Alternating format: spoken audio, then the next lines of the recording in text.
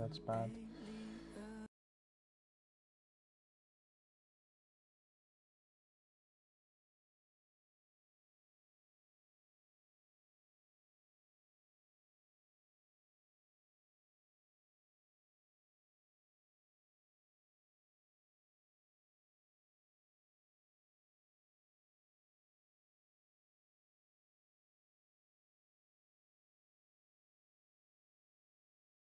That's bad.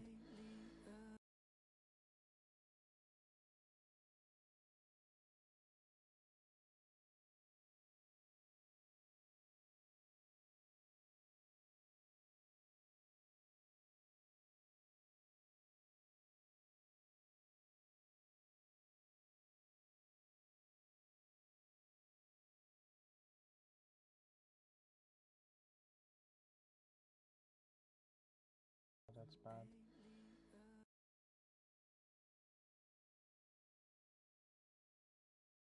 That's bad.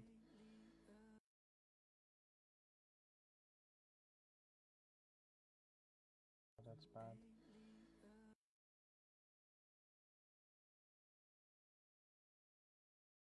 That's bad.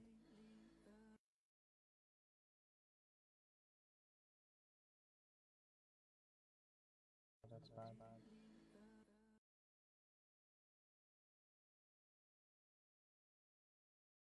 That's bad.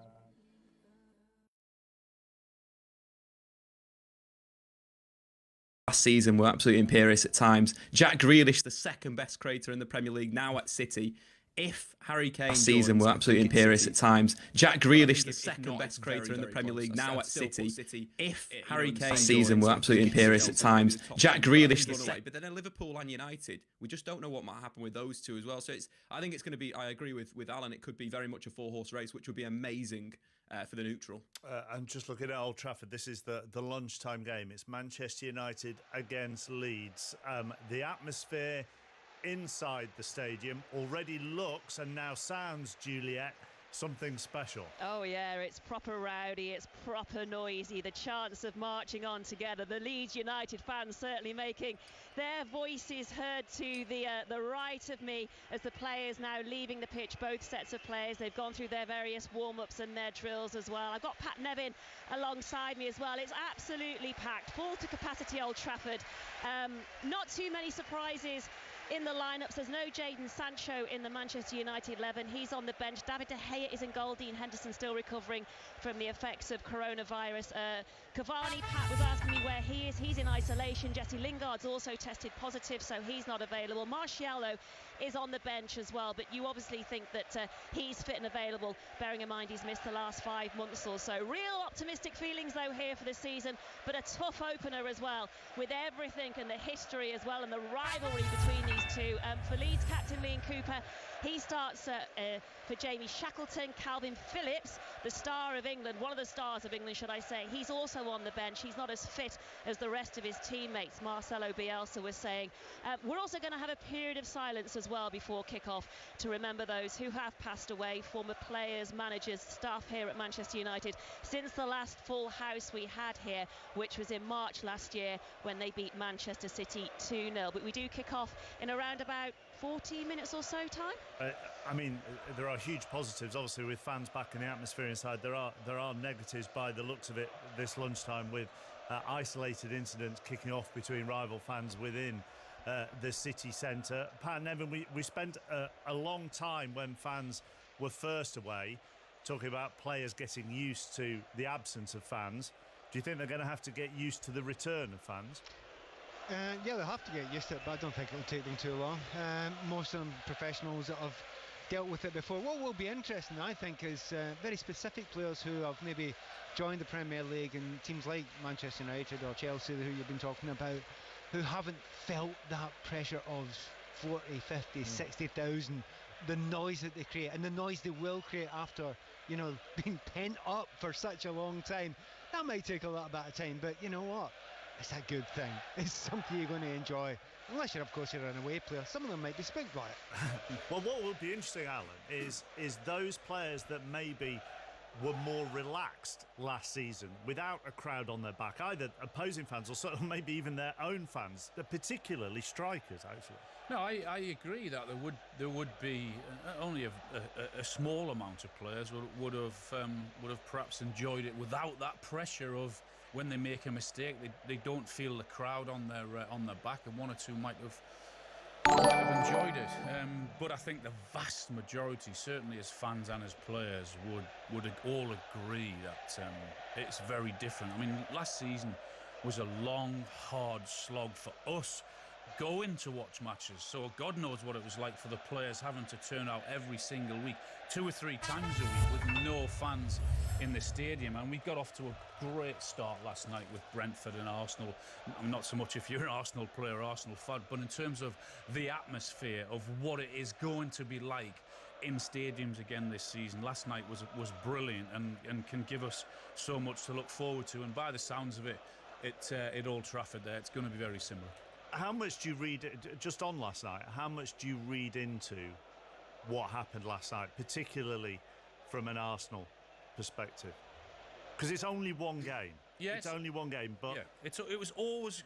When the fixtures come out, I would imagine that most people want to swerve the teams that have come up, particularly if you're going to their place, because you know what it's going to be like. It's something new to them. It's going to create a great atmosphere. They're all going to be up for it. And that was the big surprise from an Arsenal point of view last night, is that you know that's going to happen. You know you're going to get closed down. You know that Brentford are going to throw everything at you.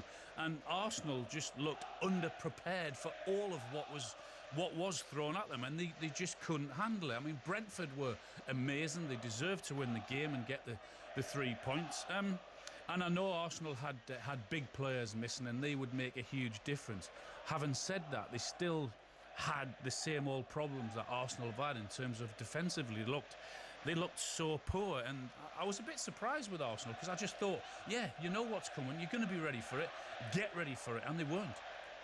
I mean, they could have an awful first couple of weeks, Pat, couldn't they, Arsenal? When next up for them is Chelsea and then Manchester City. And there's a lot of teams like that. I mean, there's this confusion of, a lot of teams saying, give some players 2, 3, 4 weeks to get back into the season. And we all know the season, as Alan mentioned earlier on, it can be so tight come the end. If you throw away 9 points at the start, what a difference that's going to be. So it's going to be tough for them, but I don't think you can read too much into it before you get everybody A, back, and B, fully fit. I agree with Alan. Turning up to Brentford, that was a real hostage to fortune to get that one. They were going to be up for it. The new stadium turning up at a Premier League game. And then, by the way, they're not a bad team. Don't forget that on top of it all. So, no, that wasn't a good one for them. But, yeah, at the start of the season, I think a lot of the managers and the coaches will be thinking, it's like a horse race. Just tuck in and get yourself in a decent position and make sure they're not left behind. That's what you want to feel, and I suspect Arsenal will feel precisely like that just now. When we look at Leeds here at Manchester United, and you mentioned the top 4 and Leicester as well, Alan, are Leeds and Villa the next 2 for you? Are they the ones that would try to get into a top 5 or complete a top 6? They'll certainly try. I don't see them having enough to do that. I think Aston Villa have done some great business. I think they could end up being a better team than what they were under Jack, because it was all about Jack. Dean Smith made in something I read this week, Dean Smith made the point about some of the players not happy about coverage that alluded to Villa being a one-man team. Yeah, and maybe that was part of our problem last season, and we might have created that because he's such a special talent and a special player that because of his history with that football club, then everything was pointed towards him, probably unfairly. I think they've done some really good business. They've gone about their business really professionally, quietly, done what they've had to do, and I think they can look forward to a good season without their talisman. Julia Ferrington in front of you at the moment at Old Trafford. They are just confirming a new signing. Yes, there were rumours circulating before this match, and he's walking onto the pitch that they may well be planning to unveil the signing of Varane from Real Madrid shortly before kick-off, and those rumours were true. He's walking out, he's looking very sharp in his suit, holding the number 19 shirt, much to the delight of the Manchester United fans here. When you talk about the title race and whether there's going to be that intensity and how close it's going to be, but you just feel with fans coming back, I mean, just listening to this noise, Varane now in the centre circle, the energy, the connection again, it's just going to give, you feel, Pat Nevin, that extra edge, doesn't it? By the way, I hope you can hear this back there. Yeah. It's absolutely extraordinary. You know, by the way, what a psychology at the start of a game to lift everybody like this. But the noise was absolutely astonishing, and maybe that noise has always been here before the pandemic, but they'd almost forgotten it. That was spine-tingling. I can also hear the Leeds fans in the background asking who he is. in a polite way, was that? Very polite way. Excuse me, young man, who are you exactly? It scans brilliantly into a chant, and then he's just taken a picture. He's taken a selfie in the centre circle as well, which it looked like one of the Manchester United media officers asked him to do, and now he's walking back towards the touchline, and he'll head good back signing down the tunnel. Very good signing, yeah. Very experienced, know-how. I think that's exactly what Manchester United needed. And he goes straight to Rio Ferdinand, actually, who's on the touchline and gives it. Who's he? Yeah, for following on from last night and Colin's handover. For younger listeners, Rio Ferdinand used to be a centre half at Manchester United and Leeds United, for that matter. Is he going to compliment for you, Pat Maguire? On paper, he looks precisely what you need. We know he's got brilliant pace, he's an intelligent footballer, he's very comfortable on the ball, all of those things. There's still the one little question left, tiny little question left, of Premier League every single week, and a team that will be put under pressure, and maybe not, you know, beside the player that he's playing beside for all these years. Remember, he's generally stood beside brilliance every time he's played. Now he's got Harry beside him, or you expect to have Harry beside him, but it'll be intriguing to see. I suspect this is what they've been waiting for. This is the centre-back duo that they've been waiting for since, well, maybe back to Rio's time. For the moment, Pat, Jules, thank you very much. The officials are in the tunnel. The teams will be there very shortly. Alan, thank you. You need to put your 17 masks on to get back across the plaza. It's all right. They're all inside Old Trafford now. To get back to the TV studio. Alan alongside Ian and Gary for Match of the Day tonight, 10:20 on BBC One. Statman Dave stays with us. We'll bring in Andy Reid and James McFadden shortly. We'll go back to Lords and Ellie in just a moment. But the early game in the Championship is a first home match for promoted Peterborough, and Derby are their visitors this lunchtime. Paul Scott's watching this one. Yeah, and it's 8 years, Mark, since Peterborough last played at this level in front of their own fans. But the pre-season optimism has perhaps dissipated in the last week or so. An opening day 3-0 defeat at Luton. That was followed up by a 4-0 drubbing at home at the hands of Plymouth in the Carabao Cup. Boss Darren Ferguson describing that performance as embarrassing. Jack Marriott starts for the hosts after arriving from Derby in the summer. He'll be motivated, no doubt, against his former club. There's also a debut for Ollie Norburn after signing from Shrewsbury this week. Derby boss Wayne Rooney, meanwhile, says the midweek penalty shootout victory over Salford was the proudest moment of his managerial career so far. The club, of course, under a transfer embargo and with a threadbare squad. He gave the Old Trafford on the opening day of the season. What an occasion it is, and it's fantastic to say it's in front of 75,000 fans, and most importantly 3,000 travelling fans away to our right hand side. And to take you through every kick of this opening game back in the Premier League for the Whites in front of a capacity crowd, it is the former Whites centre-half, title-winning centre-half John Newsom, and your Leeds United commentator Adam Pope. Yes, welcome to Old Trafford. It's a classic. It's the War of the Roses. It's red v white. Manchester United the hosts in the red. Leeds United in the white corner, away to our right, lining up as follows then. It is Mellier in goal, Ayling, Strout, Cooper and Dallas right to left in the back four. Robin Cox sits in front of them. Mateus Click, Rodrigo and Bamford straight through the middle, if you like, from midfield to the top. And Rafinha and Harrison make up in the wings. Klassen, Burpo, Forshaw, Roberts, Costa, Phillips, Somerville, Greenwood and Shackleton make up the subs-bench. For Manchester United then, De Gea is in goal. Wan-Bissaka, Lindelof, Maguire and Shaw from right to left in the back four. Fred, Pogba, Fernandes, Dan James and Scott McTominay support Mason Green with their bench. Heaton the keeper, Mata, Martial, Pereira, Dalot, Sancho, the new signing, Matic, Williams and Van der Beek. Referee is Paul Tierney. They break to either half here at Old Trafford. At the Stratford end it's Manchester United, and at the East End, away to our right, it's Leeds United. 1970, Mick Jones. 1981, Brian Flynn. 2010, Jermaine Beckford. Winning goals at Old Trafford are few and far between, but Marcelo's miracles have become, well, customary these days. And across the city of Manchester last year, it only took 10 men to do the unbelievable. Well, can it happen again today? We want to see Yorkshire grit in the soles of Salford shoes as they go for the high fives. We await a fantastic occasion, John Newsom. We're going to have a minute silence shortly, but my word, it's good to be back, fella. Oh wow, what an absolute privilege it is to be here today. Yeah, wonderful atmosphere, a packed house. I mean, who would have thought it, you know, 6, 8, 10 months ago, middle of COVID, and here we are, 75,000 in Old Trafford, watching, as we just said, probably the biggest game of the season, especially for Leeds United, but one of the biggest games of the season for the Premier League. And I was just watching Rafinha then as he walks out, and he got a strut.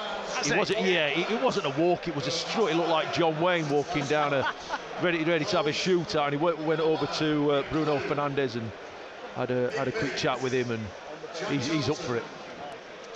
Well, we're just hearing here now as we wait for the minute silence.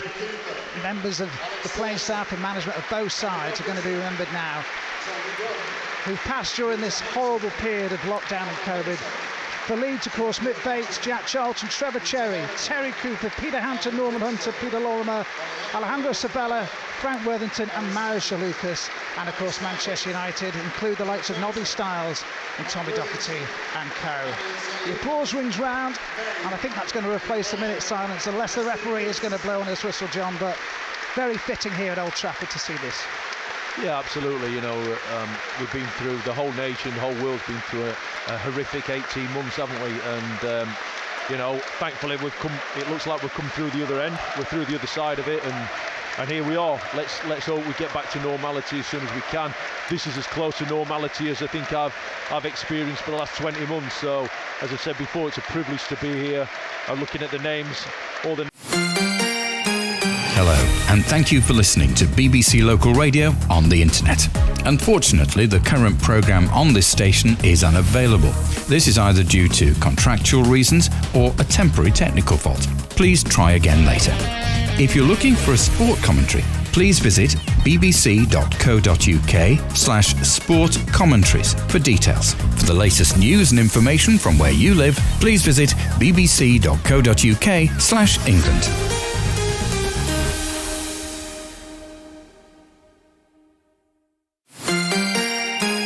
Hello, and thank you for listening to BBC Local Radio on the internet. And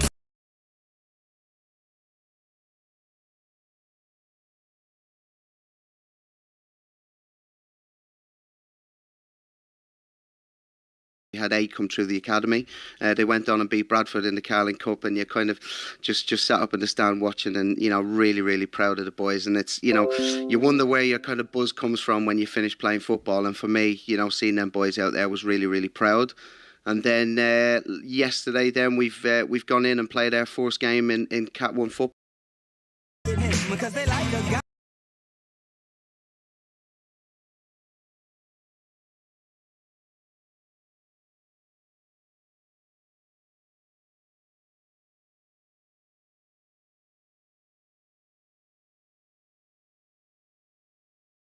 Chat with him. Just hearing here now as we wait for the minute silence. Members of the playing staff and management of both sides are going to be remembered now, who've passed during this horrible period of lockdown and COVID.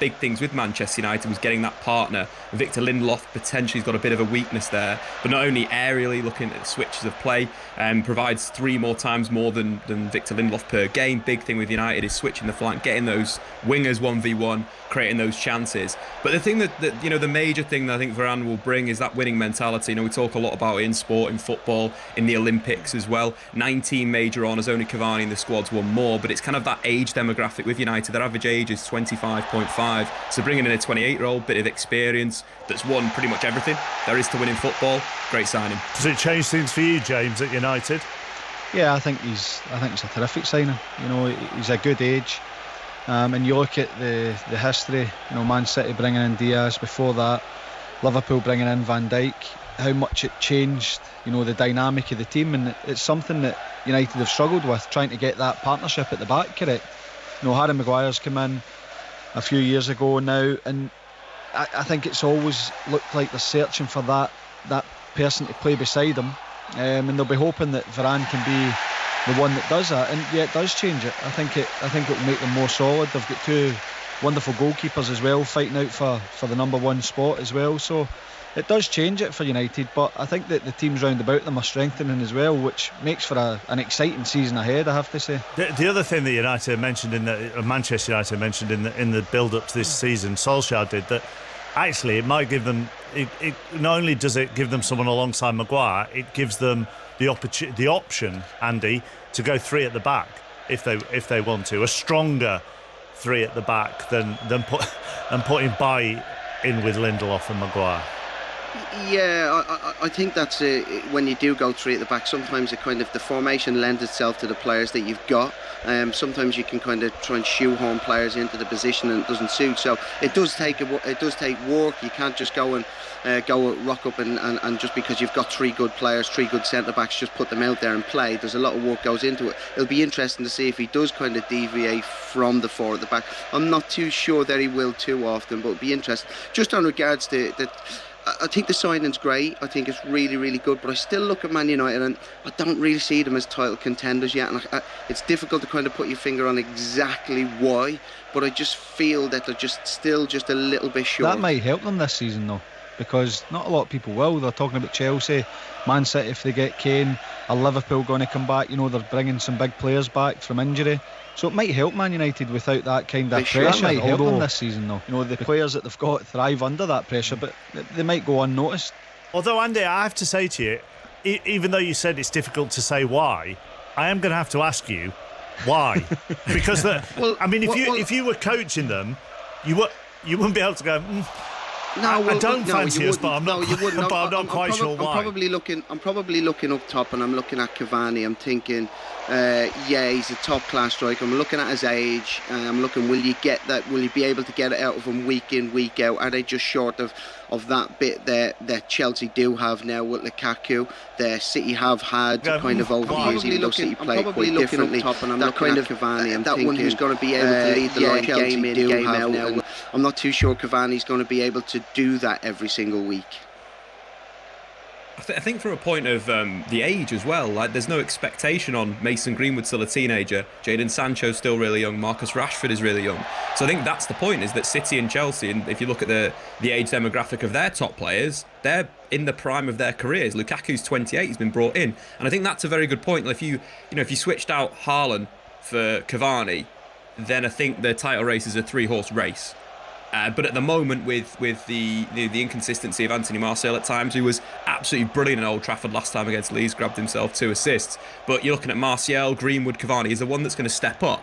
Whereas if you had a Haaland that has scored goals in every single competition he's done, and obviously in the Champions League last season was brilliant, like that's a player that again upgrades this side. But if you look at suggesting there's no expectation on Sancho, Greenwood, and Rashford? I'm not quite sure. I don't think there's an expectation to a point of we're not expecting as much as we're expecting on Lukaku, or we're expecting as much as Grealish, or we're expecting as much as Harry Kane if he were to join from Spurs to City, which potentially is still on. I think it's because nobody's considering them in that same point. I think we're judging them slightly differently, or I'm personally judging them slightly differently.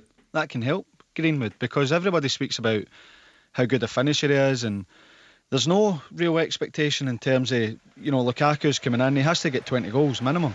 there's a pressure, and I know he's done it throughout his career. The only place he hasn't scored is at Chelsea. But, you know, Mason Greenwood can come in. Sancho helps that load, because a lot of the time Greenwood was playing off the left, and he's still getting judged on his goals, not how he's off the right. He's not judged on how he's performing. He's judged on goals and assists.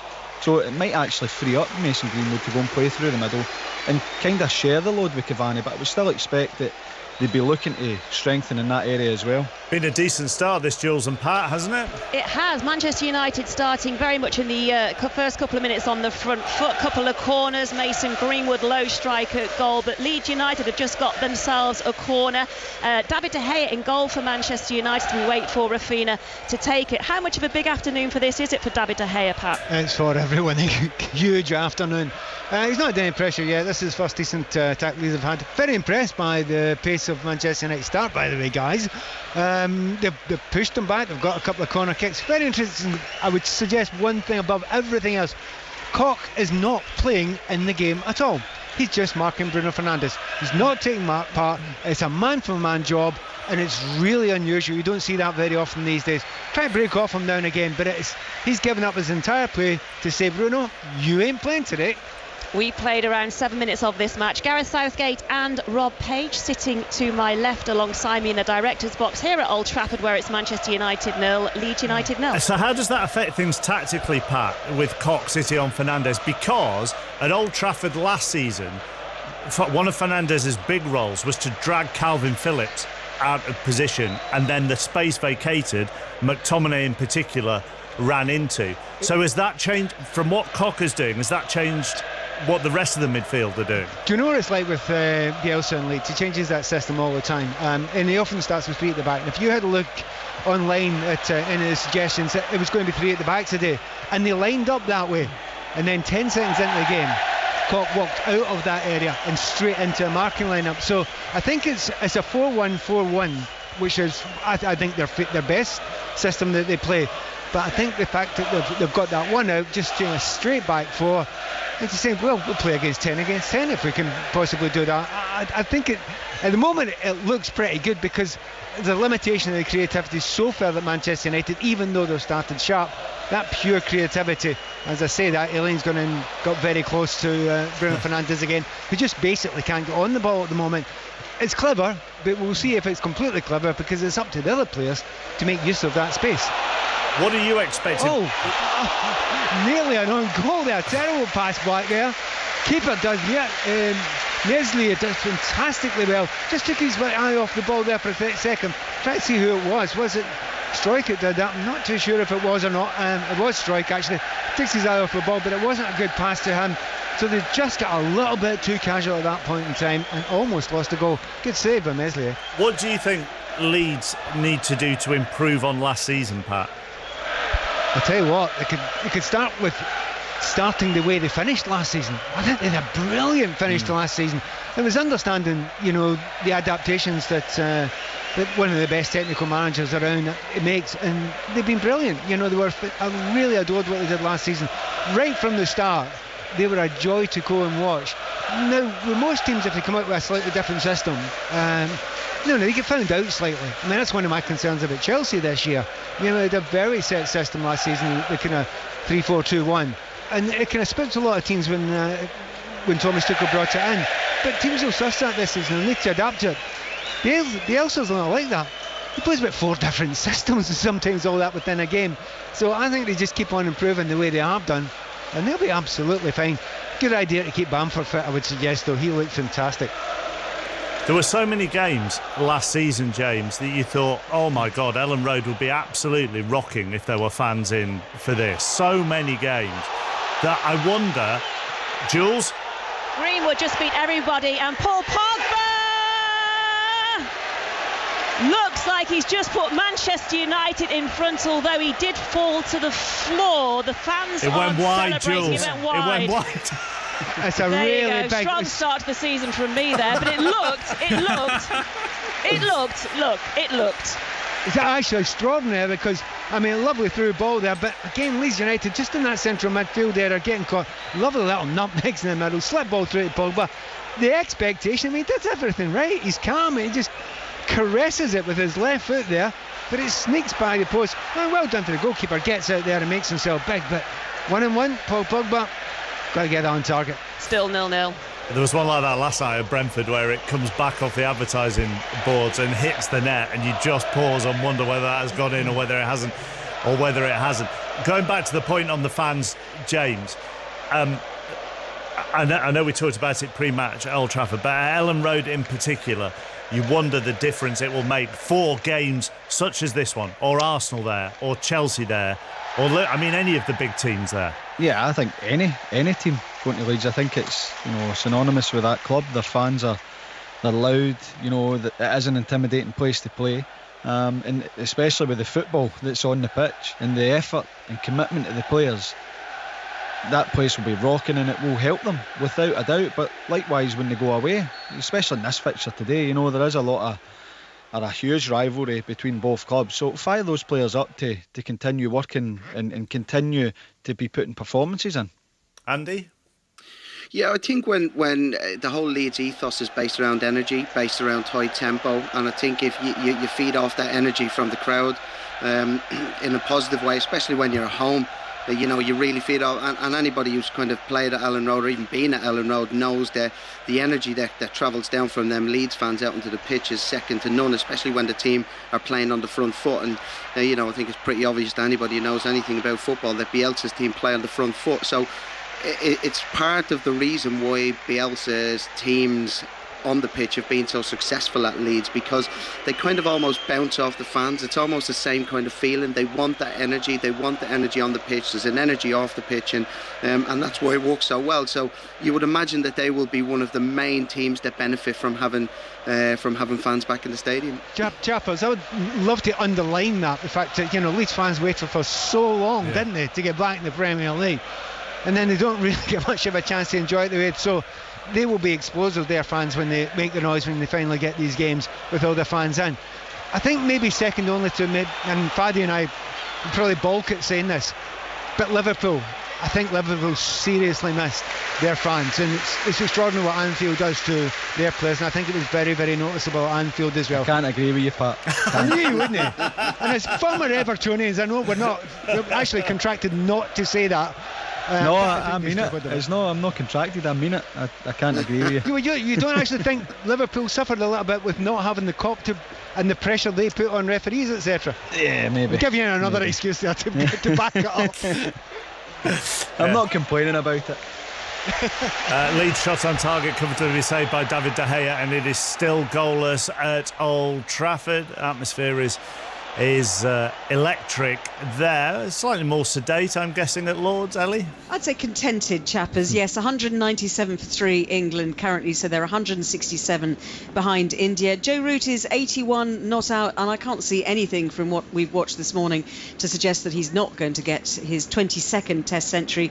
Just takes another single, ticking. The score's just ticked along so well this morning, really. No alarms at all, I can't remember. Johnny Bairstow is on 45. The partnership is now 90 runs, in fact, and England 198 for 3. They trail by 166. 5 Live Sports Extra if you want to listen to the cricket. Let's go to Peterborough next. Derby are their visitors in the Championship. Paul Scott. Yeah, 16 minutes gone here. It's Peterborough 0, Derby County 0, but Derby boss Wayne Rooney will be pleased with the start that his side have made. They've had the better of the possession, but so far neither side yet to craft a clear-cut opportunity. Neither keeper has been tested. Derby just with the first corner of the match. It's cleared by Peterborough. Possible opportunity here on the edge of the area. 16 minutes gone though as the shot comes in, comfortably held by the Peterborough keeper. Peterborough 0, Derby 0. Second week of the Football League season, of course. Let's talk to Mark Clement. Afternoon, Mark. Good afternoon to you, Mark. Here we go again then. Well, honestly, I managed to get 3 weeks off in the summer, more than you did, mate. But I'll tell you what, after the first week back, I'm absolutely knackered. I think I've been on Friends and Family to Andy Reid, haven't I? I seem to have been in and around him so much. Listen, it's been fantastic. It's been brilliant to see the fans coming back in. I mean, obviously, we're not too much further on, having already played one round of fixtures and some EFL Cup games. But nevertheless, loads of stories starting to emerge. So, loving it. Has anything stood out for you this early on? Probably, obviously, none of the sort of relegated clubs from the Premier League picking up maximum points. I mean, it's funny, I was speaking to somebody at Sheffield United and they said that they felt they got championshiped by Birmingham last week. And I think you could say the same of Fulham, you know, pretty dominant last Sunday against Middlesbrough, but any Neil Warnock team is obviously going to keep going, be resilient and wait for chances. So that certainly stands out. Probably, actually, of all the stories, I've got to congratulate Morecambe on the week that they have had, because they so nearly picked up maximum points at Portman Road on Saturday in the first league game, and then obviously went away to another league title winners in Blackburn Rovers in the EFL Cup and managed to win there. So under new management as well, you know, under new management too, for people who aren't across everything in the EFL, Derek Adams got them up, but he's left, and now Stephen Robinson has come in, and therefore that's pressure on him with a League One club now. Well, 100%, and also as well, don't forget one of their dominant players was Carlos Mendes Gomez. I always get those double barrels in the wrong way around. But I mean, so he's gone off to Luton as well. So, you know, you're talking about losing sort of key players. And very good start for them. So that certainly stood out for me. Just on that Sheffield United feeling, Andy, does being championshiped make sense? Yeah, it does. I kind of, you know, and Sheffield United will have done that to a hell of a lot of teams in the season that they got promoted. By the way, you know, they will have, so they know exactly where they're coming from. I think it's going to be a difficult enough season for Sheffield United. I don't think it'll be as easy as probably not maybe what they thought, but maybe people looking from the outside. I think it's getting more and more difficult when the teams come down, and this has been a really difficult season, off season for transfers. So teams haven't really got in who they wanted to strengthen. So I think it could be a tricky enough season for them. It's still goalless at Old Trafford, by the way. It's kind of, I would describe it as enjoyable chaos at the moment, with the ball pinging around here, there and everywhere. Let's talk Blackburn, shall we? Because Adam Armstrong has gone. He's gone to Southampton. He hit 28 for them last season. So now they need someone else to step up. Oh, Mark, in all the time we've known each other that I love stories like the one I'm about to tell. It is about Ben Brereton, or Ben Brereton Diaz, as we're going to call him. And do you know what? Anybody that's looking for a little bit of inspiration, if I'd told him a year ago that he would have just returned from Copa America and faced Neymar, he would have thought I was insane. Long story short, born to a Chilean mum in Stoke, only visited the country, Chile, of his mum's birthplace once when he was 6 months old. In fact, his mum was quite recently over here, so there was very little Spanish spoken at home. And I love the fact that with his newfound social media following, she actually translates his tweets and his Instagram posts because he's got so little grasp of Spanish. And he's gone over the summer from 80,000 followers to nearly 1 million. He's the face of Pepsi now in Chile. And listen, basically this started as a fans campaign. Somebody eagle-eyed on Championship or Football Manager, the game, actually spotted the Chilean flag and a fans campaign started. So let me let him explain. I met up with him this week and got him to explain just how he got the call up. The first time I knew about Chile was Preston away last season. My agent told me after the game and stuff like that. And we beat Preston, so that was a good game. And he told me about it, and I was a bit like, oh, that's cool. Like, we'll see where that goes, you know. And I'll keep playing well, keep trying to score a goal and stuff like that. And then by the end of the season, it was like, they want to call you up, stuff like that. So I was just over the moon. And to go over to Chile in the coronavirus, you needed a Chilean passport, and I don't have a Chilean passport, so I had to go to a friend called Ben Corbin, Jeremy Corbyn's son. He knows people in the London Embassy and the Chilean Embassy that can help me get my passport, and they sorted that out, and we got it a day before my flight to Chile, luckily, and I was able to get over there, yeah. I'm trying to imagine what it feels like for Ben Brereton, born in Stoke, to be on an aeroplane, to be going to a country 7,000 miles away, and about to be potentially selected for that country. I mean, nerves must have been absolutely huge, weren't they? No, definitely. Nerves for myself was big going on that plane and going over there. But as soon as I got there, the players, the staff made me feel so welcome, and To be honest with you, the majority of the lads spoke broken English, few spoke good English, you know, and they definitely settled me in nicely. But to be honest, my family were more nervous for me because they just thought I'd struggle with the language stuff and stuff like that. But as soon as I got on the pitch, it was just natural. And when you play football, you kind of know what people are thinking and stuff like that. So the language barrier wasn't really that big of a problem, you know. I just watched James McFadden's face during that interview, but also a wry smile that he became the face of Pepsi. Do you wish you'd found some South American link, James, that you could have added to your surname to have got the commercial deal? No, I'm happy with my lot for Scotland, but it's an amazing story, isn't it? It is. You know, to go and play in the Copa America, forget what's come after it, but just to find out, for someone to notice on Football Manager is absolutely incredible. And I obviously was aware of it happening. I saw the highlights of some of the games, and when you see the back of his strip, the back of his top with Bretherton Diaz on it, yeah, it's just amazing. And to go, and that is the world we live in, the social media aspect to it as well, and being a big name over there, to go and score in the Copa America as well. What a story. It's absolutely brilliant. And some of the little, twists in the tale, if you like, absolutely, you couldn't make it up. You could not make it up. It's absolutely amazing. James, were you the face of Iron Brew? Were you face of Iron Brew in Scotland? that stuff, yeah. He's actually got a bottle with him that he's just showed us on Zoom.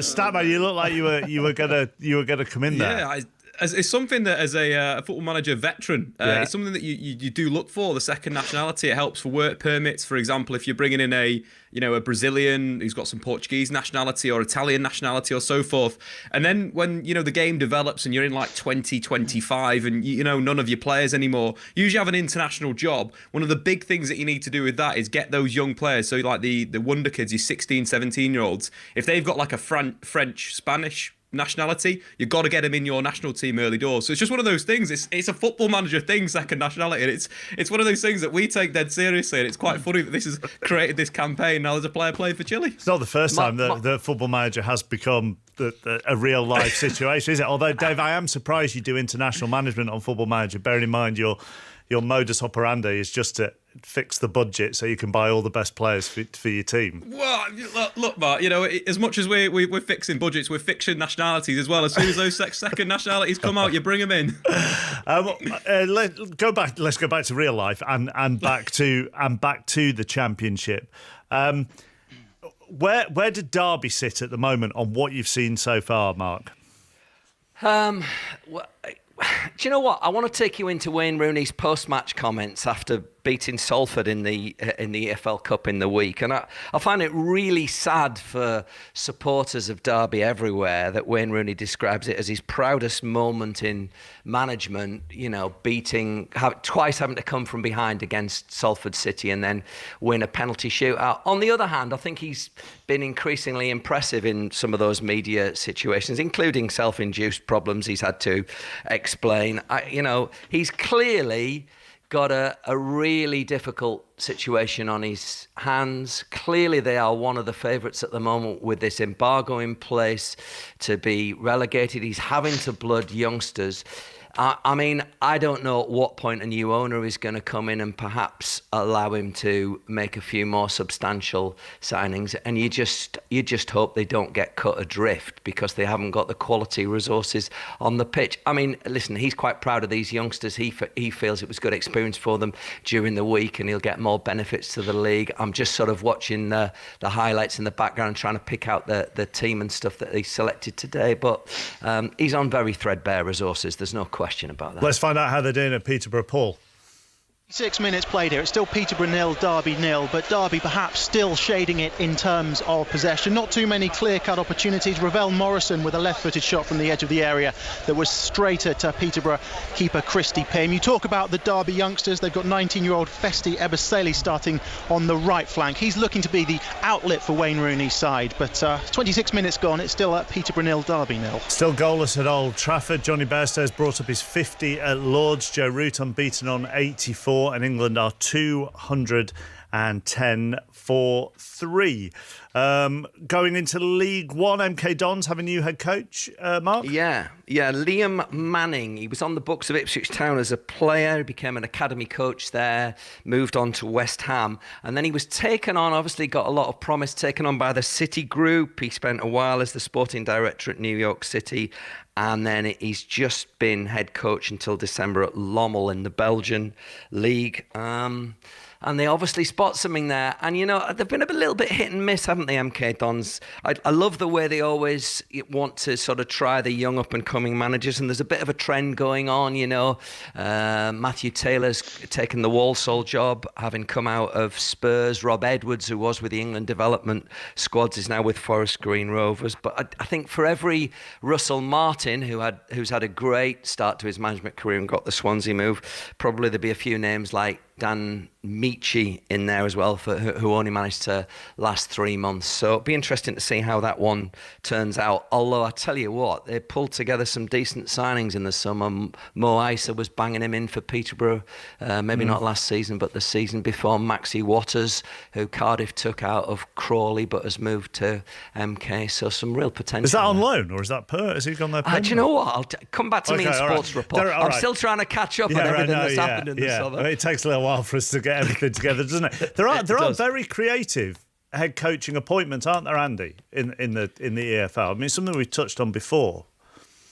Yeah, and as I think we've spoken about quite a bit last year, that I think a lot of clubs are starting to run philosophies through the club now and trying to bring in people to try and coach them. I think MK Dons will probably go along that route. You know, you've seen last year the way that they played. I think they did the most completed passes, I think, out of everybody in the whole football league.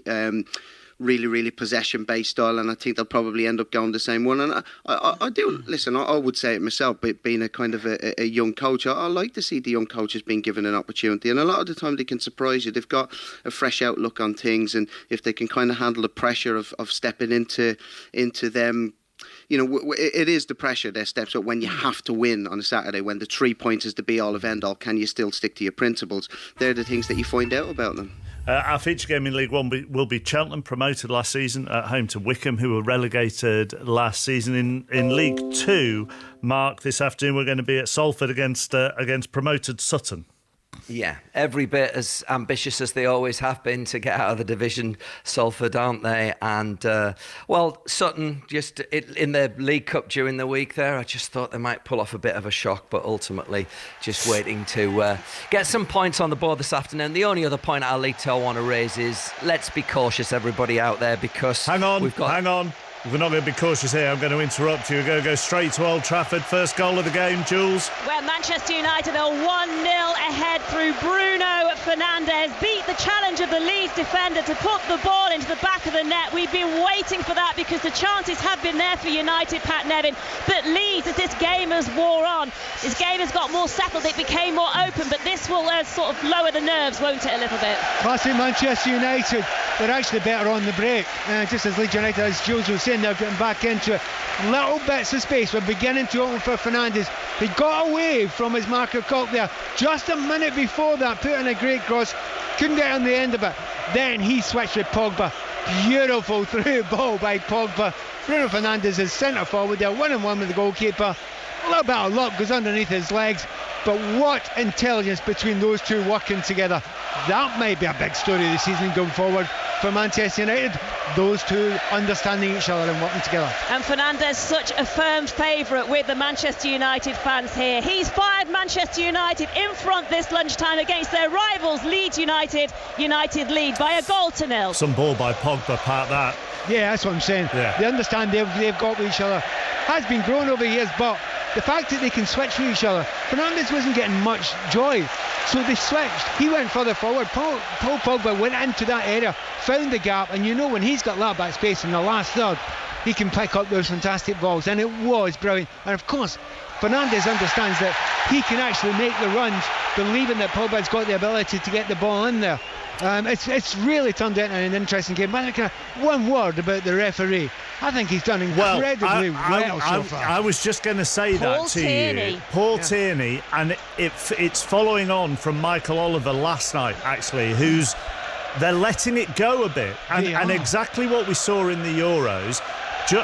Just because you fall over or go down or drop to the ground theatrically doesn't mean you're going to get a foul on the basis of what we saw last night and this half hour. Whether that changes throughout the afternoon, let's see. But well, I'm kind of hoping it doesn't. I mean, after the last couple of years, I've been moaning solidly about this, about the fact that referees do not understand that there can be contact, that every time someone goes down, it's not necessarily a free kick.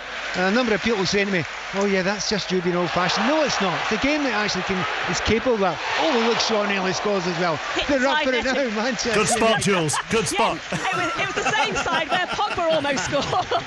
Yeah. But I mean, honestly, it's a very important part of the game. Premier League's a phenomenal competition.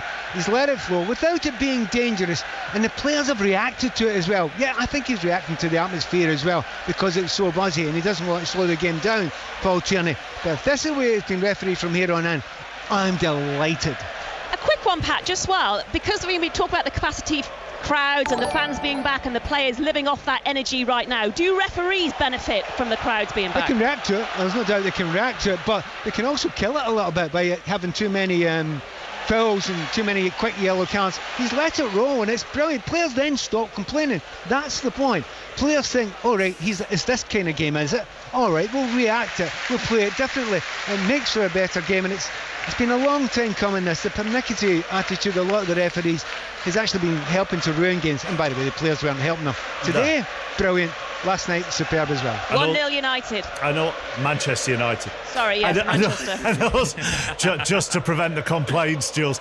And also the crowd will prevent the referee hearing the screams. I'm guessing that might also help in all of this. So Manchester United lead Leeds by 1-0. Mark, I interrupted you halfway through a point. Would you like to finish it? I would, like, if you don't mind. No, actually, I'm just imagining how much beer Juliet owes, having called that Paul Pogba goal the beer that got thrown in the air in celebration and then dropped back down again. I was just going to flag and say, enjoy the football, everybody, but if your centre forward loses his head when he scores, resist the temptation to snog him with tongues, because we've already got Harrogate having 3 games called off with COVID. Keith Curle, the Oldham boss, is tested positive and he's missing the game at Bradford. There was a scare in the Exeter camp this week. The players had to be double tested, but the game goes ahead at Leyton Orient. Enjoy your time, but just bear in mind this disease has not gone away and we all need to have a little bit of caution.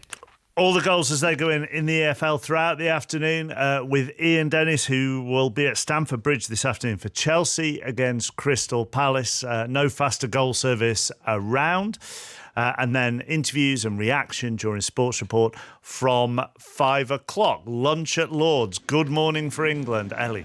Thoroughly satisfactory morning for England here, chappers. 97 runs and no wickets lost. 216 for 3. So they're still 148 runs behind India, but they are creeping their way towards parity.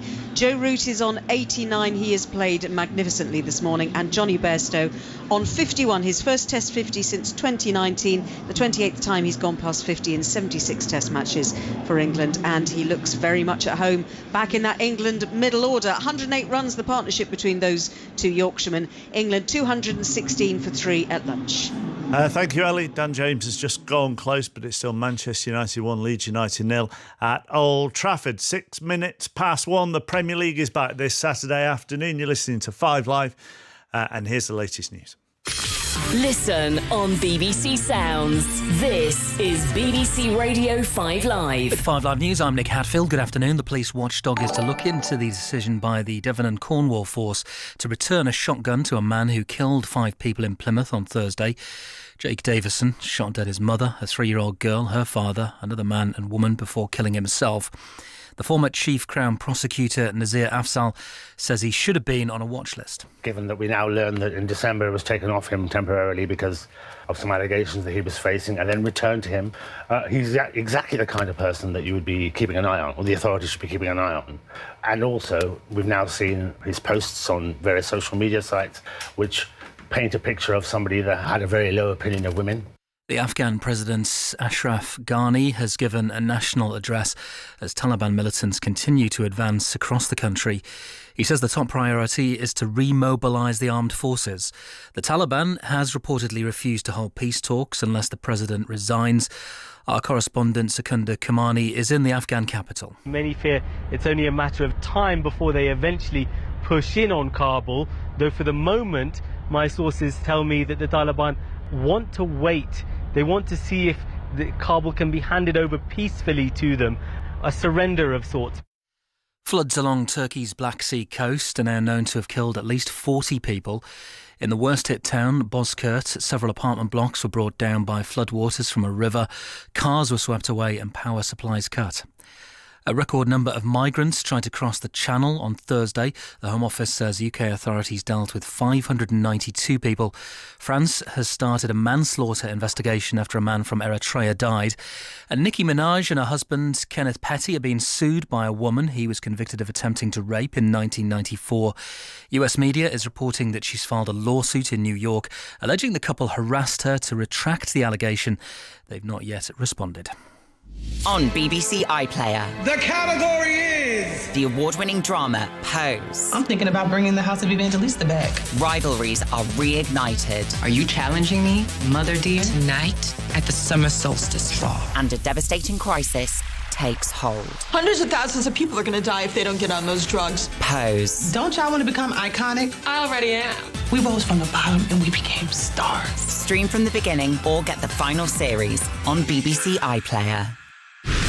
This is 5 Live Sport with Mark Chapman. First Premier League Saturday of the new season. Welcome back to 5 Live Sport. Statman Dave, James McFadden, Andy Reid with us this afternoon. Pat Nevin alongside Juliet Ferrington at Old Trafford. Jules? Yep, 6 to go to half-time where Manchester United lead Leeds United by a 1-0. The goal coming on the half hour through Bruno Fernandes, breaking the deadlock between these two. And the place has been on lift-off ever since. It certainly revved the fans up even more as far as the Manchester United fans were concerned, because before that, Leeds United very much got themselves into this game after a little bit of a slow start. It became a much open game. They do look threatening, Pat Nevin, Leeds United on the attack, but they're yet to really test David De Gea, who's in goal today. They've had one really clear-cut chance, and it was a header from the corner kick, and before that Bamford almost got in from across as well. Manchester United have been the better team, but Leeds United for periods of the game weren't that far behind. Typical Bielsa though. Not only does he change his system game to game, he changes it between games. He's gone to the back three now. He's asked a different question. His attitude to go and goal behind at Manchester United at Old Trafford, have a go. And I'm delighted with that. It should be an exciting second half when it comes. The bucket was in the technical area for most of the first half. It's now been moved out. He's on his feet, Marcelo Bielsa, where Leeds United are a goal down. 4 to half-time, Manchester United 1, Leeds United 0. So our first base at 3 o'clock of the new Premier League season will be Stamford Bridge. Chelsea against Crystal Palace. We'll talk Chelsea a little later on, but let's bring in Dan Cook, who runs the Hopkin Looking to Curl One podcast. Big Palace fan, joined us before on 5 Live. I'm told we've got about 5 minutes with you, Dan, because you need to get on the tube to get to the game.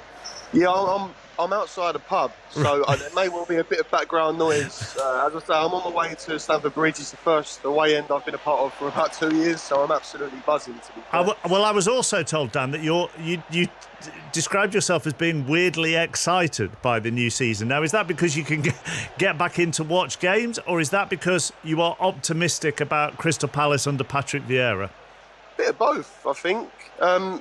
It's obviously difficult to sort of get a gauge on exactly how we're going to play under Patrick Vieira, but with the stability that Roy Hodgson offered for 3+ years, I think everyone knew what we were going to get, but as supporters, you almost get into a bit of a lull. And as much as obviously Patrick Vieira is unproven in the Premier League as a manager, he's obviously done fantastic things as a player, but we're sort of stepping into the unknown, but that comes with a bit of excitement alongside it. And I mean, I believe it was to the research that I spoke to prior to today, I feel like we could finish anywhere from about 20th to about 8th. And I have no real idea how it's going to go, which is, it's a strange sort of experience going to a first day when you're playing against the European champions away from home. Because then one of the big things that gets excitement going amongst fans in general is just young players either being brought through or more likely in this case, being brought in?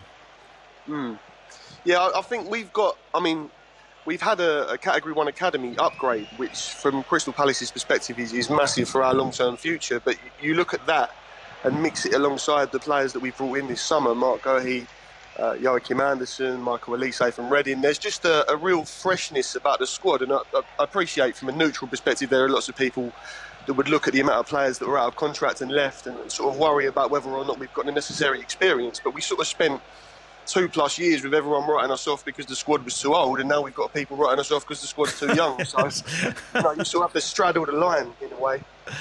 I mean, you will know, Andy, from your experience in youth football, and Pat will know from his experience at Chelsea, that a couple of the guys that they've got from Chelsea are seriously good players. Yeah, I mean, Chelsea have been doing it for years. They've been developing players and then they send them out on loan. It's almost a little bit of a business in itself, but one thing that's sure that a lot of them are high quality players that they bring in for money from a reasonably young age.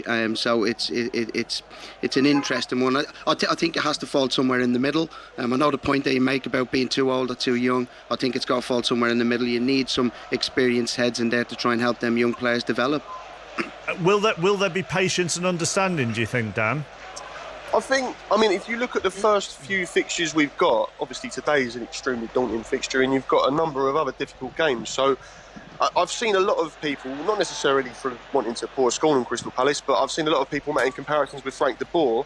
And for me, that's a bit unfair because outside of him just being a foreign manager that's coming to Crystal Palace, there aren't really that many direct comparisons. I feel as though the fans are aware that we needed something different after Roy Hodgson, and I think, obviously you need to get points on the board, but there will be a greater sense of patience and trying to buy into something a bit more long-term than there was with Frank de Boer's time in charge, because we sort of know that we've run the well dry of experienced managers. We've had the Tony Pulises and the Sam Allardyces. So we need to go down a route that's a bit more sustainable in the style of football we're playing, and I think that might be what Patrick Vieira looks to do. Is one of the differences, finally, that Frank de Boer tried to change things with the same players that he inherited, whereas in the main, you may correct me, whereas Patrick Vieira will be changing things with quite a fresh squad through the nature of so many of them being out of contract in the summer? Yeah, I think, unfortunately, and it's not really the ownership's fault as such, but there was a degree of square pegs and round holes when Frank de Boer came in. We bought a couple of players in. Jairo Riedewald is someone that's still at the football club now that Frank de Boer brought in from Ajax. But this summer, it feels like, in a way, Steve Parish and the rest of the ownership... Sorry, there's a motorbike going past. That's all right. It feels as though they've sort of learned from those mistakes and they've made sure that they've backed in properly in the market with, as you say, young, talented footballers to try and get as much chance of success out of this project as we can, because, if you go at it half-hearted again, you're just going to be in a situation where 6 months down the line you're potentially parting ways. So I feel as though the ownership have done everything they can to back him financially, and hopefully in the long run it pays off. Enjoy the season. I'm sure we'll talk later on in the season, and hopefully everything is still positive and exciting. Hopefully so. Hopefully we're challenging for Europe rather than worrying about the bottom of the table, but we will see. Good stuff, Dan. Enjoy the game. Thank you very much. Thank you very Dan much. Cook Cheers. from the HLTCO podcast, the Hopkin Looking to Curl One podcast.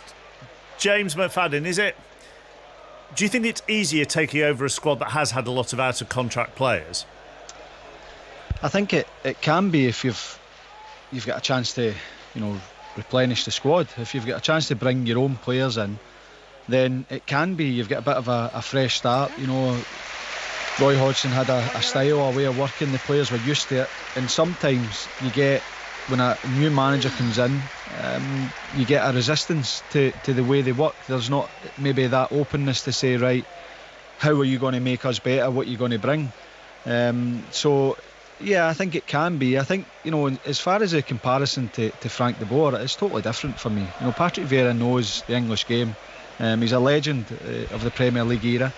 And he's, he worked at, he earned his stripes, if you like, coaching in Man City's youth set up, and then decided to go and, better himself. So I think that there's no comparison for me to Frank de Boer and to Patrick Vieira. And I think that it's one of those where I think the Palace fans can be excited, because you look at the signings, it's not the same old players. He's trying to freshen it up. He's trying to bring in young players with potential. Now, I know they've spent quite a bit of money on a couple of them, but he wants to bring in guys that will be hungry to succeed and try and take the club in a new direction. Well, I'll bring Pat in on this in just a moment, but the half-time whistle has gone at Old Trafford. Juliet Farrington's alongside him. Yeah, we've just been talking, Pat and I, and going, we haven't even had a yellow card yet, because you talked about the performance of Paul Tierney through this first half, so that's very strange between these two. But to be honest, Man United are on top.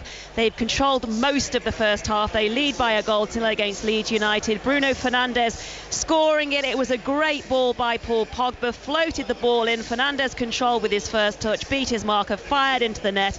That kind of lifted the home side for the remainder of the first half, as they kind of went in search for a second, didn't quite find it. The things we've learned about Leeds United, which we already knew before this game was going to take place, they look dangerous going forward. What we have learnt though, Pat Nevin, Patrick Bamford's got some pace. Harry Maguire found out about that. There was a couple of dodgy back passes as well from Leeds that could have led for goals, and that Bruno Fernandes, since coming to the Premier League, has been directly involved in 46 Premier League goals, 27 with 19 assists. Yeah, actually, I was watching Patrick Bamford and have been watching him for many years, all his way back to Chelsea. Players don't get quicker. Somehow he seems to be getting quicker and quicker as he gets older. It was actually quite shocking to see him give Harry about 2 or 3 yards and just zoom by him. So, I don't know what he's on, but can I have some of it as well? It's been a really good game. As we say, the fact that there's been no yellow cards, it's more down to the referee. He's allowed it to flow. He's allowed it to be an exciting game, and it's just great to be back. Really just seen Sir Alex Ferguson as well, making his way through into the director's box, out of it, on their way to their room they go into. He's got a massive smile on his face. As he would. We were talking about, obviously, the Chelsea Palace game. We'll come on to Chelsea in a moment, but the Chelsea youngsters that Palace have taken, yeah, actually, that was who actually both performed very, very well last season. Pat as well. They've got one on loan and they bought one. Do you know the weird thing? I was at all of Chelsea's pre-season games there. There was a game down at Bournemouth, and their second half team looked really, really good.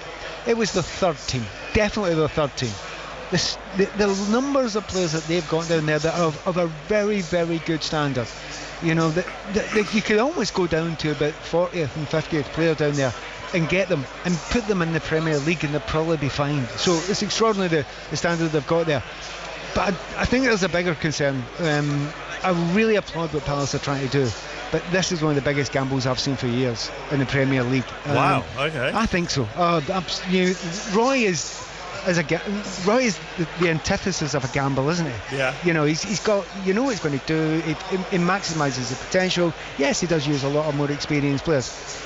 If you look at the names that have gone, Townsend, Cahill, Scott Dan, Klein, McCarthy, Van Arnold, I mean, it's half of their starting team and maybe more. That's an extraordinary thing to do. Then to bring in a number of players that are maybe untried at that level. I mean, good luck. And can I say, I really applaud it. But boy, it's a gamble. It really is a gamble. So what would you have done, Pat? And then I'll bring Statman David. Would you have kept Hodgson but rejuvenated the squad in the way that it has been done, or would you have kept some of the more established players, Gary Cahill for example, Andros Townsend for example, but brought in a new manager?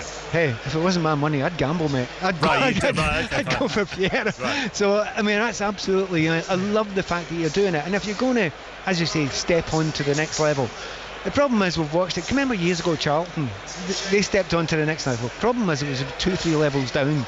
You know, sometimes when you move someone on who's kept you steady in a period, you can actually lose what was special, and you don't know what you've lost until it's gone. So, you know, it's a concern. And I think your Palace fan that was on there, I think he understands it. I think they accept it. I think most Palace fans do. And they're willing to take that chance. But I do think it's a chance. We'll see when, 2 or 3, 4 weeks into the season, how these new players do, if he gets 2 or 3 more, because I do think he needs 2 or 3, maybe 4 more to add to that squad, and they have to be good signings who can walk into the Premier League level as well. I kind of hope they do it, because I love that willingness to have a gamble in the Premier League, because if it goes wrong, the costs are extraordinary, so you've got to be brave. So Parish and co have been brave. Goalless at half-time in the Championship between Peterborough and Derby. England 216 for 3 at lunch on day 3 of the second test at Lords. Statman, you were going to come in on Crystal Palace. Is this to tell me which of them have got dual nationality on Football Manager? Yeah, I was looking at Michael Lissay and looking at his dual nationality, because he's another player that we've not even spoke about that's been brought from the Championship, 12 assists and 7 goals. A brilliant playmaker, 19, what a signing, 8 million. We're going to look back at this and think, why did nobody else go for Michael Lissay? Corners, free kicks, the creativity, his touch, he carries the ball supremely well. But, you look at, I think bringing all these players in, I think the recruitment has been spot on. It's kind of how to do it, but it is a gamble. I think the other gamble is Patrick Vieira. Patrick Vieira, at the back end of his time at Nice, didn't really have a style, didn't really have a formation, didn't really have an overarching methodology and philosophy, and ultimately, that led to him leaving. Nice spent a lot of money under Vieira, bringing a number of top quality signings in, and I think that's something that we've got to look at Vieira. If he's involved with these signings, fair play, because some of these guys are incredible that they've brought in. Obviously, I don't want to go into Ligue 1, some names that like Guri, that's going to be on the screens in the Premier League in a few years' time.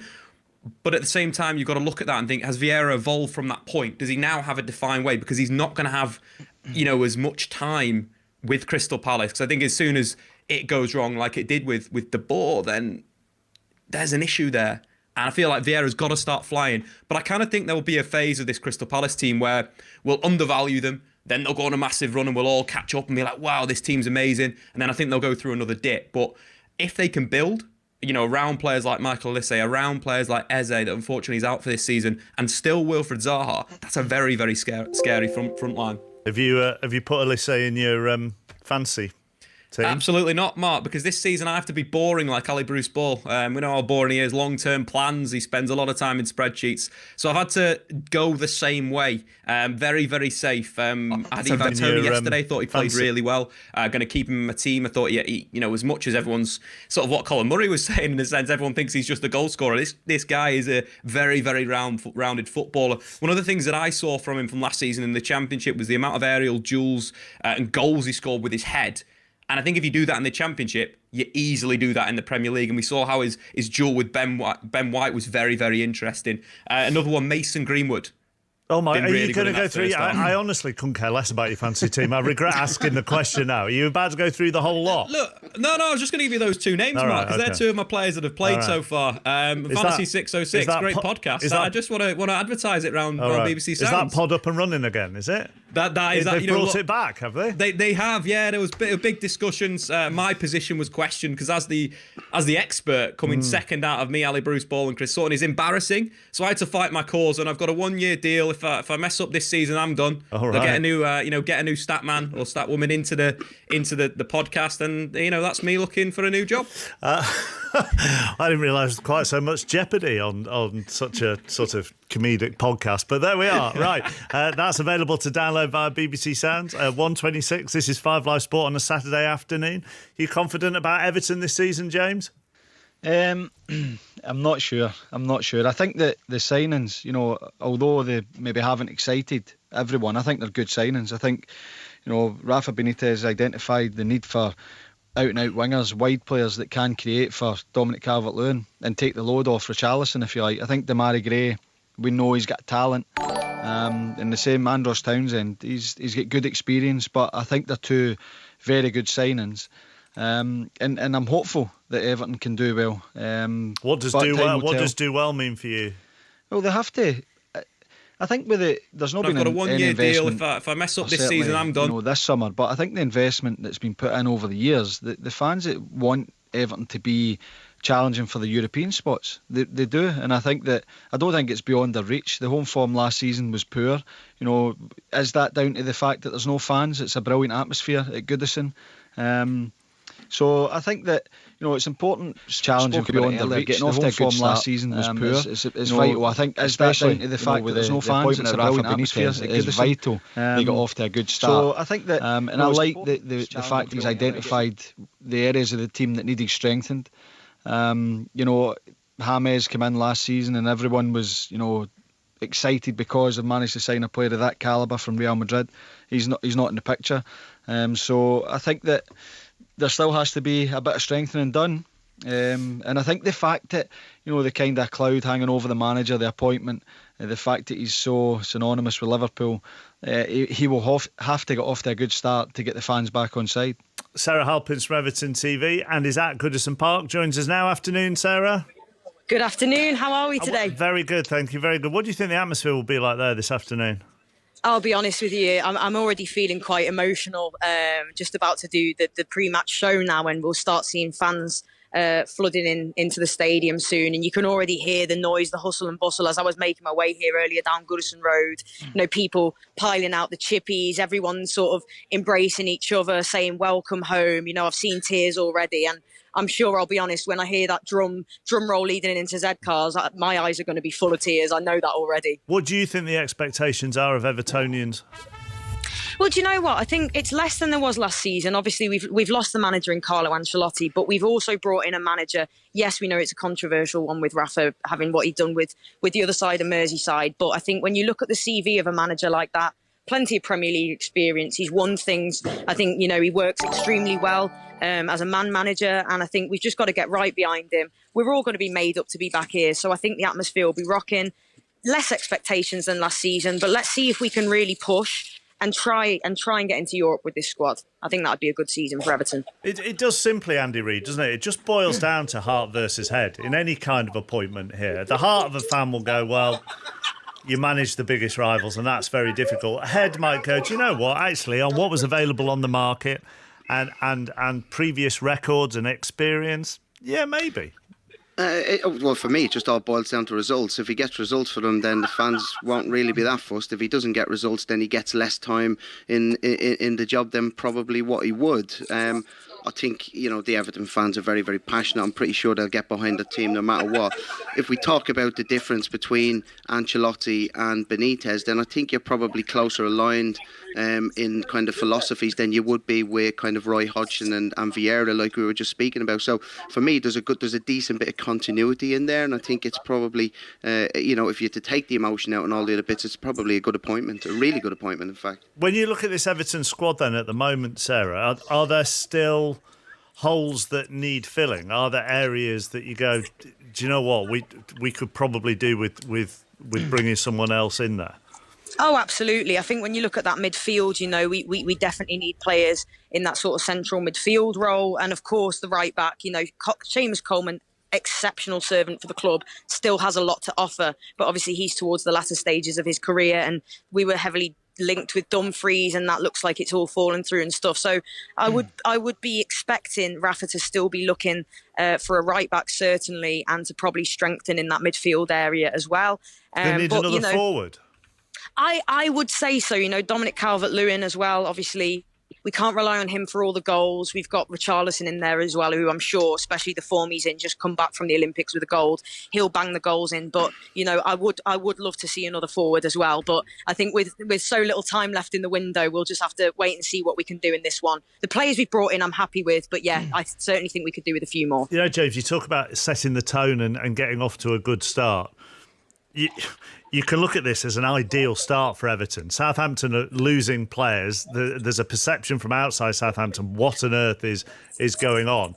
And yet it's exactly the kind of fixture that becomes a real banana skin on the opening day of the season and could set all for all the wrong reasons an horrendous tone at the start of the season. Yeah, as it's a catch-22, but you've got a home tie, and with the fans coming back in, They will be, expecting a performance because, as I said, the home form last season, it wasn't good enough, and it's ultimately why, Everton fell short of where they wanted to be.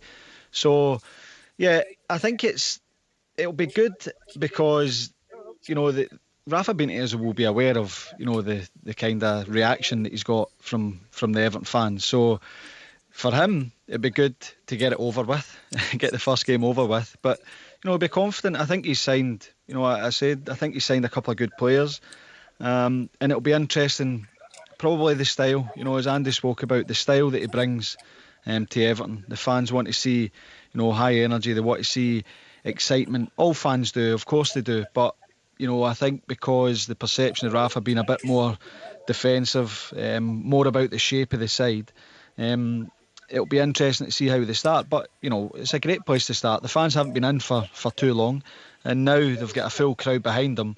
It's ideal for them. Sarah, we will let you go. Good luck with the preview show. Get the tissues ready for Zedcars. Thank you very much. Enjoy the week. Right. Enjoy the football being back. Cheers. Take care, Sarah. Thank you very much. Sarah Halpin from Everton TV. Dave, what positives have you got on Southampton for Southampton fans making their way to Goodison?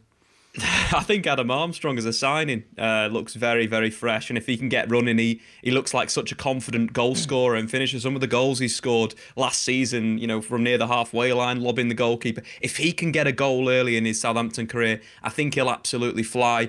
Obviously James Ward-Prowse, will he be in the squad? We don't know yet with injury. He's going to be so important for them this season. If there's one sort of rock in there, he's definitely been that guy, especially from set pieces, creating chances, but also the tenacity in James Ward-Prowse. He's an aggressive little player, and it does work with the press for Southampton. I think the one thing that Hasenhüttl might need to deal with is maybe having a plan B of some sort, be it a 4-3-3 or maybe reverting to a back three system, because when the 4-4-2 doesn't work for Southampton, we know how they play, we know how they press, one of the best pressing teams in the Premier League last season. When that doesn't work, they really come stuck, and I feel like the depth of squad isn't big enough yet to really change things, bringing another forward on. Perrault, that they brought in from Brest in France, looks like a really solid footballer, crosses the ball a lot in Ligue 1 for a Brest side that wasn't really favoured. 7 assists, 3 tackles per game. Looks like the perfect fullback in the Premier League. So he could be someone that we'll again look around at the end of the season. I think that was solid recruitment. I'll be tipping him for a player that kind of like one of the signings of the season if he can get a run as well forward. If he can link with Adam Armstrong in an attacking sense down the left-hand side, Southampton could be good. I mean, teams have been linked with James Ward-Prowse, Andy. They can't surely let James Ward-Prowse go on top of Ings and Vestergaard, can they? I mean, that's your spine.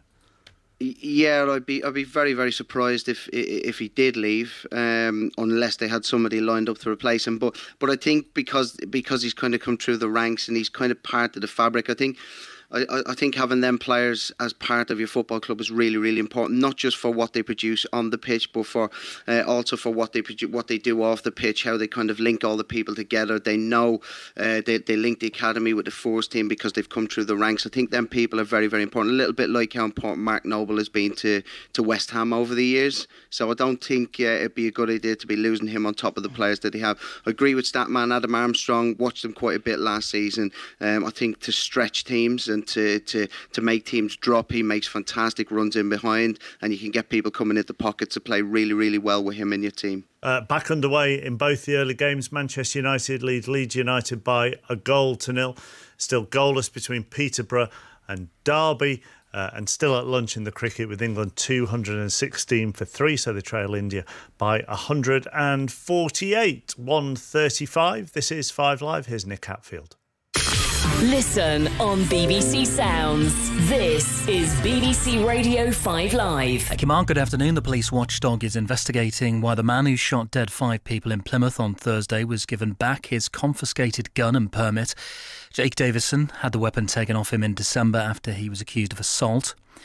Taliban militants are said to be closing in on the Afghan capital, Kabul, after targeting a town just 40 kilometres away. President Ashraf Ghani says consultations are taking place to end the conflict. Ireland has begun giving coronavirus vaccines to 12 to 15-year-olds. It's the latest in a growing number of European countries to do so. And the film director Ken Loach says he's been expelled from the Labour Party in what he calls a purge of critics of the leadership.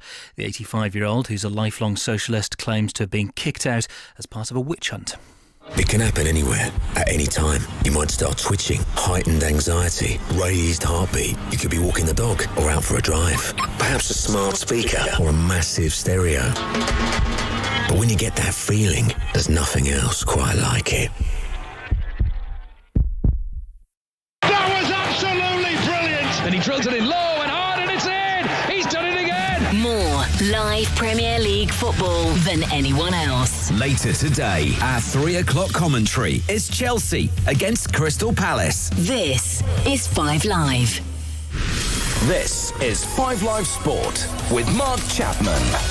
Straight to Old Trafford, where they've seen some goal. Juliet Ferrington. Oh, absolutely brilliant confident. Luke Ayling just went for it. What a goal, what an equaliser for Leeds United at the start of this second half. Their fans to my right are bouncing up and down, scored right in front of them. He hit the post as it went in, past De Gea, and a pile-on follow. They just about got up from it, and the smile, Pat Nevin, on Luke Ayling's face afterwards. 1-1 here. I could actually hear his smile from here. It's absolutely extraordinary. But what a hit there. He's got there about 25 yards in. There's a break from the left-hand side, cut over, right full-back. That's typical of Leeds. Both full-backs going. He's run off Paul Pogba. He's not been followed. Even so, 25 yards out. He's leathered it. Enjoy that one in match of the day tonight. You'll see it a few times. It was absolutely superb. Marching on together now as the Leeds United fans sing out loud and sing out so proudly, because Luke Ayling has equalised for Leeds. It set the second half up nicely. Manchester United 1, Leeds United 1. Some strike that, Andy Reid, although he did have the freedom of Old Trafford in which to move into it and hit it. Yeah, he did. The marking wasn't great. Nobody really came out to close them down, but boy, did he hit it. What a strike that is. It's one of them ones where you just catch it so well, and you know as soon as it leaves your foot there, that's flying right into the top corner. You know what I mean, chappers, don't you? Oh, absolutely. I mean, you know, to be honest, you could have asked the question and I could have given the expertise and the answer on how you hit a ball like that. The looks actually like there's a serious injury at... Mason Greenwood has put Manchester United back in front here. We have liftoff at Old Trafford. 2-1 now. Leeds 2-1 Manchester United against Leeds United. Greenwood, clinical finish off the inside of the post. Manchester United back in front after Luke Ayling equalised for Leeds United just a few moments ago. There's a hug there between Lindelof and David De Gea. Greenwood up and running here. Manchester United 2, Leeds United 1, Pat Nevin. I don't think Jack Harrison will be too happy now because it's in his area. Ball played up there. But if you get a foot race between him and anyone else, Greenwood's pace is absolutely fantastic. Gets in the corner. When he arrives at the ball, he's still about 40 yards out. He's at an incredible angle, but he nails that with his left foot, keeps it down low. I mean, it's a super finish of its own. Ayling's not going to get back to him there because he's given him a few yards. What a reaction that is. We mentioned during the first half, Manchester United are quite good in the break. They were fabulous in the break there. What a response. Manchester United 2-1 against Leeds here. Do you want to ask me the question, Andy? Tell us about that. Yeah, finish, so what happened? the only thing in all of that I could offer expertise in was Luke Ayling, after the ball went in, turning round and giving a volley of abuse to one of his teammates, which I may have done in the past when playing amateur football. James McFadden, that was some finish. It was, but it was a great goal. You know, Greenwood makes a great run. Benzie's run into the channel, and Pogba's pass, the weight of pass is absolutely brilliant. And Greenwood, he's winning the race, and when he gets into those areas, left or right, you fancy him to at the very least hit the target. He more often than not finds that bottom corner. Oh my word, back to Juliet. Fernandez, we thought he cleared off the line. Well, Leeds United thought they cleared that strike off the line, but oh no, United 3-1 in front. It's Fernandez again. Pat Nevin, what an afternoon, what a lunchtime. This place is going nuts. The word mayhem springs to mind at the start of this second half. Every attack that seems to be made has ended up in a goal. That's the way it happens with Leeds United sometimes. But Fernandez didn't look as if he had much of a chance on there. 2 or 3 players between him and the goal, including the goalkeeper, almost stopped on the line. Everybody looks at the referee. He's not looking at anything except his watch, and then he points to the spot. We're going to have another little look at it here, but there's no argument. It's over by a whole centimetre. Oh my goodness me, the joy, you just can't help getting involved in this. Even doesn't matter which team you support, just having fans back is just giving you that injection of energy. It's now Manchester United 3, Leeds United 1. I've actually seen this twice, just having and it still doesn't look as if it's gone over the line. I'm trusting the technology. It's very, very close. Paul Pogba's played the ball for all 3 of the goals, hasn't he, Pat? Yeah, I mean, he's completely taken over this game. He's actually utterly dominated. He's just with another beautiful ball there. Manchester United streaming forward, and Wan-Bissaka almost gets in there as well. But he is dominating that area because it's really opened up. Have we had a chance to tell you there's been a substitution? There's been one as well. No. So there's Firpo's come on for his first game. He must think English football's mental. He's just walked onto the pitch. He looks okay in that left back position there, flying up and down, but game's passing. Him and all the Leeds players passed just now because United's reaction to that is fantastic. But I heard Fraddy mention there about the weight of pass there, and Andy as well. I think it may have been Andy as well. Those are two players that knew how to weight a pass and a ball. And Pogba at the moment is outstanding. He's been brilliant, and he's turning around to everybody saying just now, calm down, calm down. 2 chances, not a hope. Manchester United 3, Leeds United 1 at Old Trafford. When it was 1-1, which was only 5 minutes ago, I was about to tell you there'd been quite a horrible looking injury in the Peterborough Derby game, and Paul Scott is actually one of Wayne Rooney's main men. Yes, Colin Kazim-Richards, last season's top scorer for Derby County, has just been stretchered off with a serious-looking injury. It means Wayne Rooney's selection headache continues and worsens. He's brought on Jack Stretton, 19 years old. He only made his senior debut in midweek in the victory against Salford. And then there was an injury to Tom Lawrence as well. It's going from bad to worse in terms of the selection dilemma for Wayne Rooney. We've played about 12 minutes of the second half, but the ball's actually only been in play for about 3 or 4 of those minutes because of those injury delays. It is still Peterborough 0, Derby 0. OK, Paul, thank you very much. They're back out after lunch, by the way, at Lord's. 216 for 3. Joe Root unbeaten on 89. Johnny Bairstow on 51. If you want to listen to the afternoon session, then you can on 5 Live Sports Extra. So we'll keep an eye on everything that's going on at Old Trafford. With Manchester United leading Leeds by 3-1. Andy Reid, James McFadden and Statman Dave with us. Let's talk Aston Villa and what next for them. Dave, let me start with you on this then, and what they will miss, simply numbers-wise, by not having Jack Grealish. So I think the big thing with Jack Grealish was, as much as we don't want to say it, he kind of dictated the entirety of Aston Villa's attack. Last season, obviously, it was a bit of an injury-hit campaign, but he played 2,185 minutes. In that time, he had the most progressive passes, the most carries into the penalty area, and the most fouls won in the league. But for Aston Villa, top chances created, top passes into the box, 10 assists, 6 goals. The impact of Jack Grealish for Villa over the last few seasons, especially in the Premier League, has been absolutely incredible. You take into consideration he's got the second most assists per 90 in the Premier League last year, behind Kevin De Bruyne. And I think that Liverpool game, the 7-2 victory for Aston Villa, that we kind of forget about because so much has happened since then in the world of football. But Jack Grealish and Ollie Watkins, that day we saw Grealish kind of defined as a player, pretty much like a wide playmaker, a player that Villa get the ball to in the final third out wide. He'd carry inside, he'd make things happen, he'd find passes to Watkins in the channels and so forth. And I think that was a game that really defined him by numbers, but also by performance. And that's a big miss in your sort of you start in 11, but we actually saw Villa do okay without him towards the back end of the season. But I think the signing's been fantastic. Within the squad, James and Andy, and you go first, James. What do you think changes amongst the psychology of that squad? I mentioned earlier with Alan that Dean Smith had said, some players were getting a bit frustrated at the notion that Villa were a one-man team.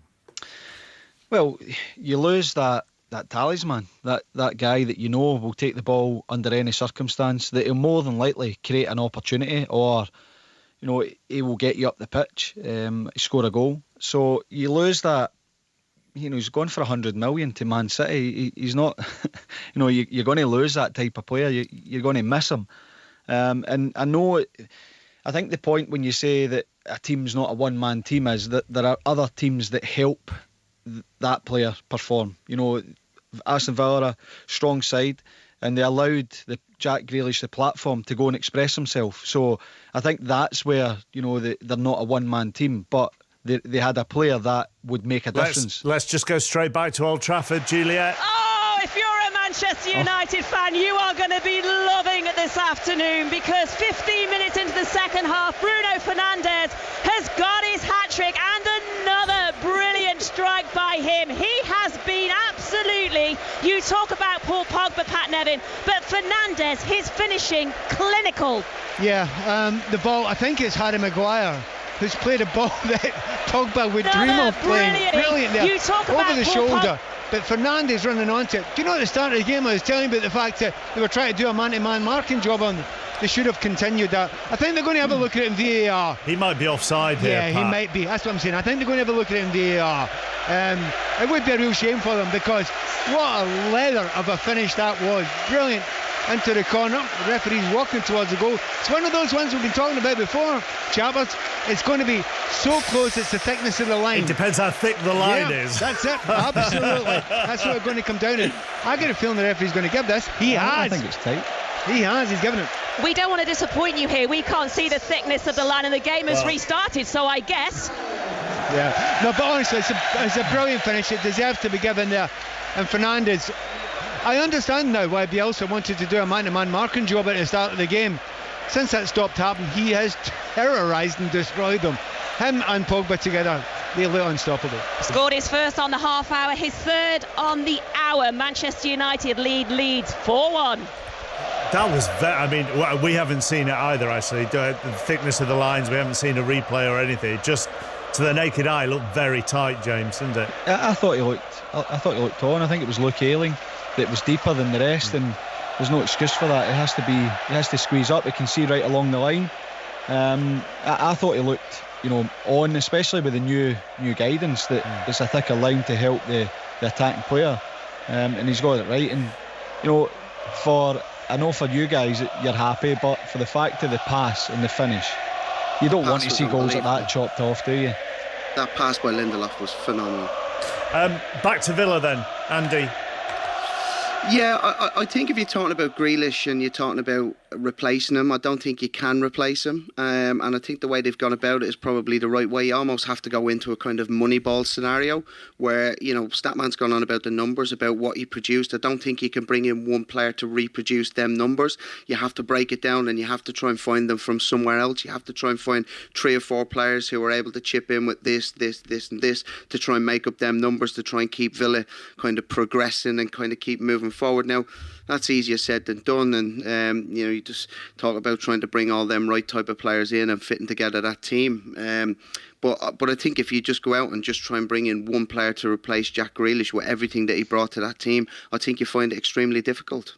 Dave? I think that's the side of where the recruitment's so good. I think, Jack scored a number of really important goals for Villa. Danny Ings has come in, the most non-penalty goals apart from Harry Kane and Mohamed Salah in the Premier League from the last 2 years. You look at Emi Buendia, last time in the Premier League was the 4th top chance creator, went back down to the Championship, had an amazing season, 15 goals, 16 assists. That is incredible. And I think, he's matured again. So there's the creativity, there's the goals. And then with Leon Bailey, you've got a bit of an X factor that when Bailey wants to play, when he's feeling it, he will open up games. The ability off the right-hand side to come in and get shots away on his left foot is pretty incredible. And I think that's one thing that, why the likes of City, Liverpool, Chelsea have not picked him up is maybe the consistency. But he had his best year in the Bundesliga, 9 goals, 8 assists.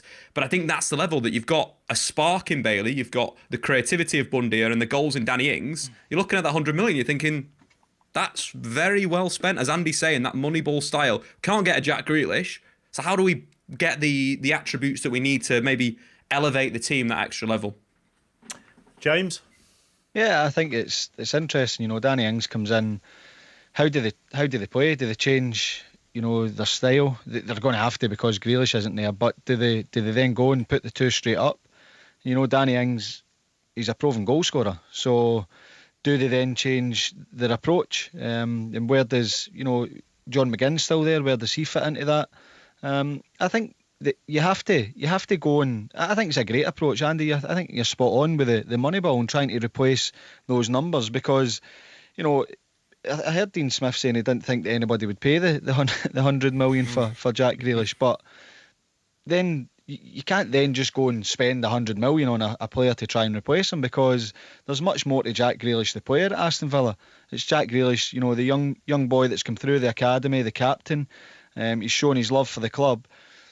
So it's difficult to replace him, and it'll just be more about the team, putting that emphasis on the team and how they can, be a bit more unpredictable in their setup, because it's all right saying, right, well, the ball's got to Jack Grealish, similar to what, you know, Pat was saying about the Fernandes situation. You can't just go and man mark a player out the game, because the good players, they find space anyway, and then you're looking around like Luke Ayling saying, well, you know, who's picking him up, whose job is it to do that?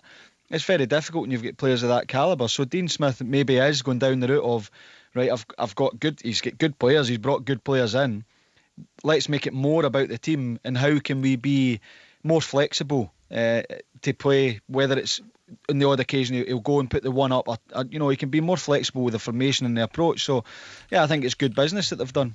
A diamond formation jumps out at me when I think about Villa's squad, and you think about McGinn and Wendy, and then I'll probably look back, and obviously I know Matty Cashwell from Forest playing as a fullback, really attacking fullback, bombing on there. I just think it lends itself to a diamond, and you get your two up front. I think it's really good to press from when you have the two up front, if you can get the right blend behind it.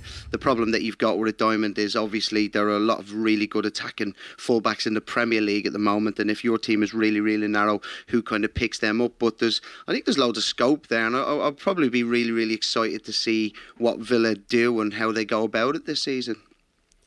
I think one last part on that sort of, you know, the money and how they're going to fit, potentially 4-4-2 as well in pre-seasons look quite good with the pairing, with one of them dropping off the line. But just bring us back to the last time we saw a Premier League player kind of move for that money. I think Gareth Bale and how Spurs recruited after that.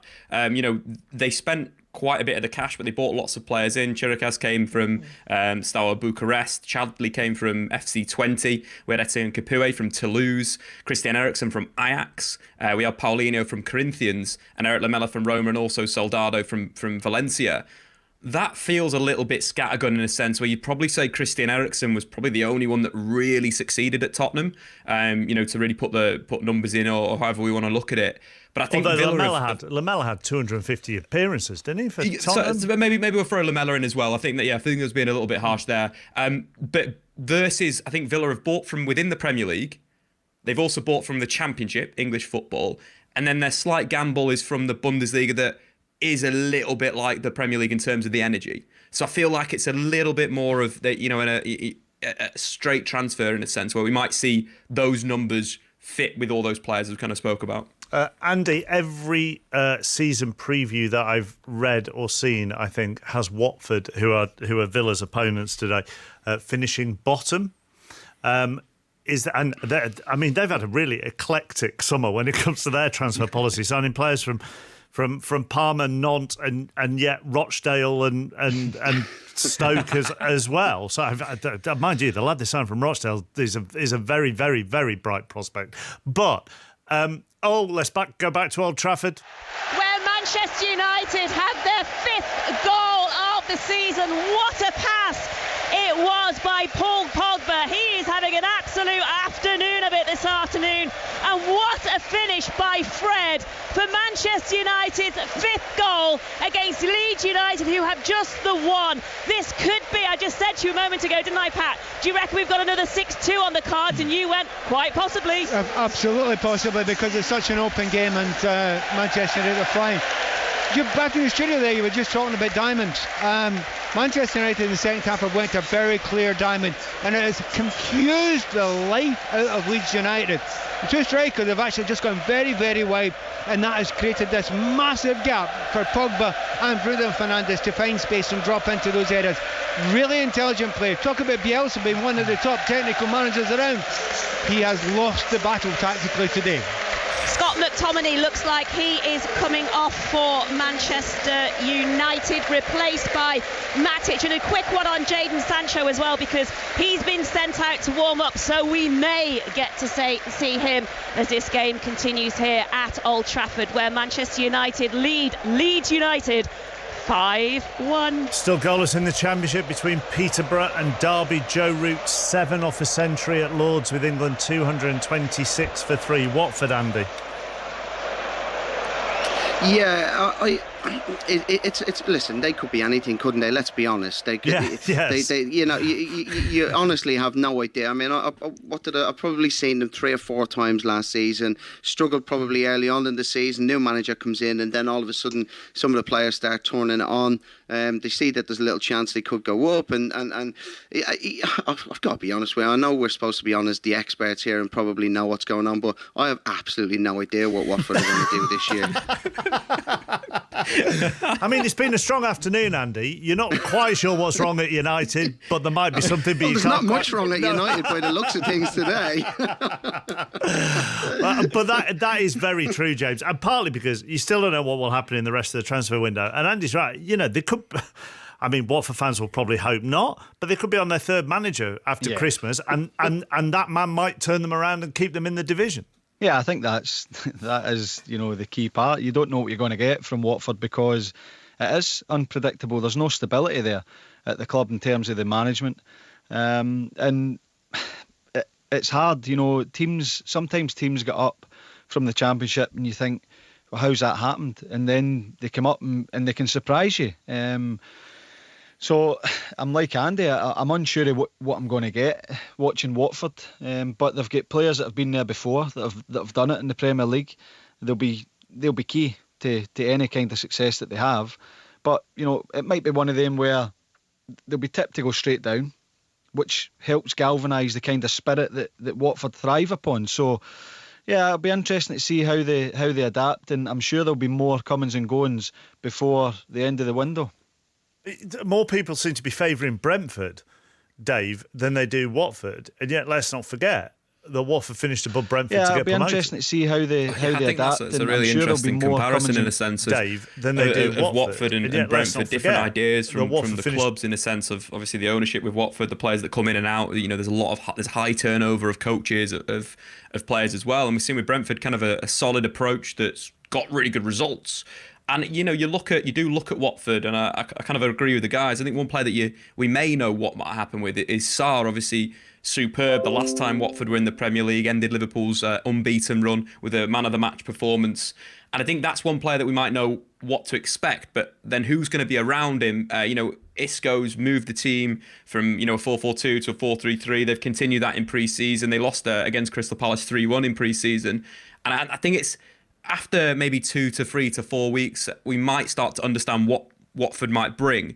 But I think it's going to be different than what Brentford brought. Brentford brought that energy, that aggression, that pressing, that structure, that playing out the back. I think they have a clearer identity, Brentford, than Watford. I think we can go away and we could describe Brentford to someone that maybe never have watched them play, whereas Watford, it's a little bit still in between places. And I do kind of think that if they get a good run, they could easily stay in the Premier League. The experience that they've got in that squad is very much Premier League, but can Tom Cleverley step up and play? Can Cathcart play another top season for Watford? I think it is all on Sarr, his creativity. He'll be one to watch, definitely, for sure. And fantasy football, £6 million, someone to keep an eye on as well. So that's one. But I think with that as well, there's a number of other players that could just jump out if they get a run going.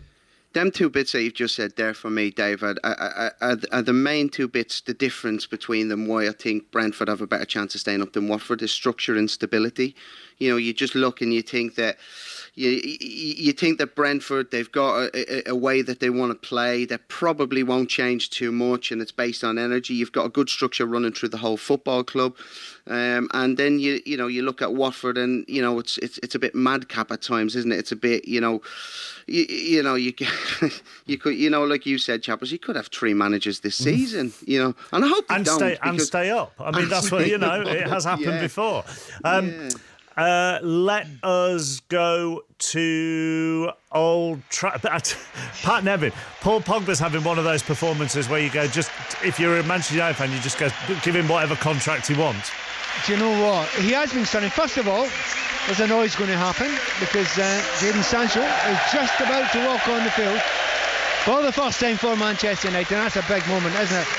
And it gives a chance to make the changes that they want to make. And off is coming that man you're mentioning, Paul Pogba. To be fair, Chappers, it's outrageous Bruno Fernandes scored a hat-trick today. He's probably not going to get man in the match. And Paul Pogba assisting 4 of those 5 Manchester United goals. That is absolutely the point. There's a reaction to him. Martial's coming on as well, getting a decent reaction. But I'm looking at this team just now. They're 5-1 up. Yes, no one's really mentioned them winning the league. Obviously, everyone's mentioned City and Chelsea. This is 5-1 up without Varane, Martial, Sancho, Cavani, Lingard and Rashford. That's a bit scary, isn't it not? 5-1 then at Old Trafford, still waiting for the first goal at Peterborough. Paul Scott. Yeah, 15 minutes to go here, plus stoppage time, but we will have, of course, a substantial amount of stoppage time following that serious injury to Derby's Colin Kazim-Richards, last season's top scorer, stretchered off. He was replaced by Jack Stretton, the 19-year-old who only made his first senior debut for Derby in midweek, and he was close a few moments ago to getting his first goal for the club as well, sliding in following a cross from the left-hand side, but he couldn't make decent contact. The ball went wide. Derby looking the most likely, but it's still goalless. Wicket has just fallen at Lords. Ellen Oldroyd. Yes, and it's Johnny Bairstow, Mohamed Siraj, the bowler. And Johnny Bairstow, just a little kind of lazy, mistimed hook caught by Virat Kohli. It slipped, very easy catch. Siraj is doing the fingers to the lips thing again, which is kind of getting quite boring, to be absolutely honest. But that has broken that extraordinary partnership of 121 between Johnny Bairstow and Joe Root. Johnny Bairstow's highest score for England in red ball cricket since September 2018. He's out for 57. Joe Root is still there on 95. He's 5 away from a century. He's 18 away from scoring 9,000 runs in Test cricket. Only Alistair Cook is ahead of him on 12,472. But England, 135 runs behind India now, are 229 for 4. 5 Live Sports Extra to listen to the cricket this afternoon. Our base from 3 o'clock will be Stamford Bridge, Chelsea against Crystal Palace, and there are 5 3 o'clock games in the Premier League. We've waited a long time for this. Team news from the Bridge from Ian Dennis. I thought you were going to do my job for me and say there were 5 changes for Chelsea, because indeed there are. From the side that beat Villarreal to get their European silverware, of course, to add to the fact that, of course, Chelsea are the European champions in midweek with that Super Cup success. As for Laqueta for Hudson-Odoi, Christensen for Zuma, Jorginho for Kante, who doesn't feature. He had an issue against Villarreal. Pulisic for the injured Ziyech, and Mount starts instead of Havertz. A Mendy in goal, a back three of Christensen, Rudiger, Chalobah. As for Laqueta, Alonso, Jorginho, Kovacic, Mount, Werner and Pulisic. As for Crystal Palace, just one of their new signings starts, and it's the former Chelsea player. He left here for £18 million when he signed a 5-year deal. The promising defender, Mark Gurhey. They have Huerta in goal, Ward, Kuyate, Gurhey and Mitchell, Riedewald, MacArthur and Schlupp the midfield, Ayew, Mateta and Zaha up front. Deadlock has been broken at Peterborough. Which way, Paul Scott? Peterborough 0, Derby County 1, and what a story we've got. We've been talking about the injury to Colin Kazim-Richards. Jack Stretton, the 19-year-old, replacing last season's top scorer, and he's got his first senior goal as well. A brilliant first-time finish from 12 yards after Peterborough failed to deal with a corner. It has been coming for Derby County and their threadbare squad. It's Peterborough 0, Derby County 1. Back to our Premier League 3 o'clock games. Pat Murphy is at Leicester against Wolves. Interesting team news. And welcome back Raul Jimenez. He hasn't played a Premier League game since fracturing November last year, but here he is starting to wear a protective headband. Good luck to him. Trincao on loan from Barcelona, reputed to be a box of tricks, starts ahead of Fabio Silva. 19 years of age, £35 million last season, still hasn't established himself. Dendoncker only one of the subs. Bruno Lage, the manager, he won the Portuguese league with Benfica in 19. He left the following summer. Big test for him, this one. Leicester City, also interesting team news. Perez starts ahead of Iheanacho, leading scorer last year. Will lead the side up front. And 3 new signings, Sumara, Daka and Vestergaard. They are among the subs. How soon will we be calling him Leicestergaard, Mark? Thank you very much, Pat. Joss Butler has come in ahead of Moeen Ali at Lords. 230 for 4 England. Joe Root 5 away from his century to Goodison next. John Akers with Everton against Southampton. Where Rafa Benitez has just walked out onto the pitch and has not been booed by the Everton fans yet. He's given debuts to Andros Townsend and Damari Gray here. He's picked quite an attacking lineup for his first game in charge. Richarlison starts, fresh from the Copper and the Olympic final. Dominic Calvert-Lewin is fit and he plays, but 5 are missing, including James, with COVID-related issues. For Southampton, £15 million signing from Blackburn. Adam Armstrong starts with Che Adams in attack. Livramento and Perot also make their debuts. To Watford against Aston Villa next, John Southall. Happy new season, Mark. 2 debuts for Villa and a second debut, if that's possible. Danny Ings starts up front after that £25 million move, but won't play alongside Ollie Watkins. He hasn't made it. He's got a bruised knee. Emiliano Buendia also makes his first start. Much expected of him in Grealish's absence. That fee could rise to £38 million. Ashley Young at 36, also in the starting 11. His second coming at Villa, also, of course, started his career here at Watford. 3 debuts for Watford. Peter Atebo on loan from Stoke, Emmanuel Dennis signed from Bruges, and Jurek Kucka, a Slovakian from Parma, who's also played for AC Milan, so it'll be interesting to see him. Tom Gales at Turf Moor for Burnley against Brighton. Good afternoon, Mark. Successful summer surgery sees Burnley's Nick Pope return in goal, but the only summer signing they actually paid money for, defender Nathan Collins, he's on the bench. There is, though, a Premier League debut for Brighton's Zambian midfielder Enoch Mepu, and he was loaned out last season, but Shea Duffy is the man to replace Ben White. Let's go back to Stamford Bridge. Matt Upson alongside Ian Dennis this afternoon. Hiya, Matt. Hello, chappers. How you doing? I'm very well, thank you. Who are you more interested in watching this afternoon? Which of these two sides? Because both are intriguing, but in very different ways.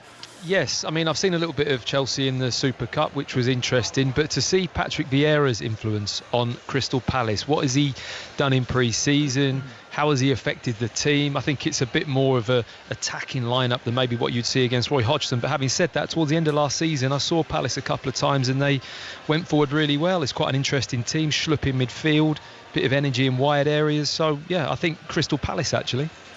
From what I saw of Gehi at Swansea last season, he was fantastic. Yes, so I hear. I mean, I spoke to somebody earlier who'd seen him quite a few times for Swansea. I've seen a little bit of him, but I think the impressive thing is his physicality. His ability just to step in, get his arm across somebody and come out with the ball. I think he's that type of defender. The fee appears to be pretty attractive, so I think that's good business from Crystal Palace. And I like Joachim Andersen as well, who played at Fulham last season. He's on the bench today for Crystal Palace. So there's 2 centre-backs they've brought in there, and both of them, I have to say, are pretty impressive signings. And that would that be your chosen partnership going forward eventually? You know, they've lost a lot of experience at centre-half, haven't they? They have indeed, and I think Kouyaté, who's filled in brilliantly, and, you know, over the last 18 months has been far more of a centre-back than a holding midfield player. But I think it's an attractive option for Patrick Vieira, because for me, Andersen and Gehi together, you would think would be the partnership. Looking at Andersen at Fulham last season, I thought he was pretty commanding. I think he's got a good character. He's very vocal. He's got a bit of a leadership quality against, you know, paired with a younger player. And you've always got that option of Kouyaté to be a really defensive, sit in front, holding midfield player as well. So don't be surprised as the season goes on to see Kouyaté maybe drift into that midfield area as well. What are Chelsea your favourites for the title? A lot of people on here this afternoon have tipped them. Yeah, I had a quick scan on the website earlier. The predictions are up from a lot of people, and I did pick Chelsea. Last weekend, I just saw them in midweek on Wednesday, and the addition of Lukaku, chappers, with what they have, the defensive record under Tuchel, and I think they've got a manager there who just is chomping at the bit to achieve something like a Premier League. You know, he's already had massive success at the club in the short time he's been there, but they've got something going on. There's a bit of a spark happening at Chelsea. So, you know, whether or not Manchester City sign a centre forward and what will happen, who knows? But in the current standing with how the teams look, I'm going to say Chelsea this season. Manchester United still lead Leeds United by 5-1.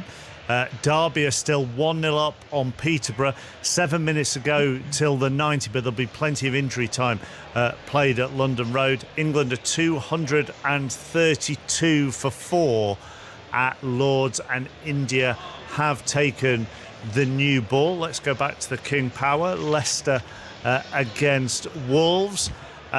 An identical season to last, Pat Murphy, would probably do Leicester, wouldn't it? It would, but, you know, I wonder if the faithful are a bit meh about last season, because, right, they won the FA Cup, well done, top draw.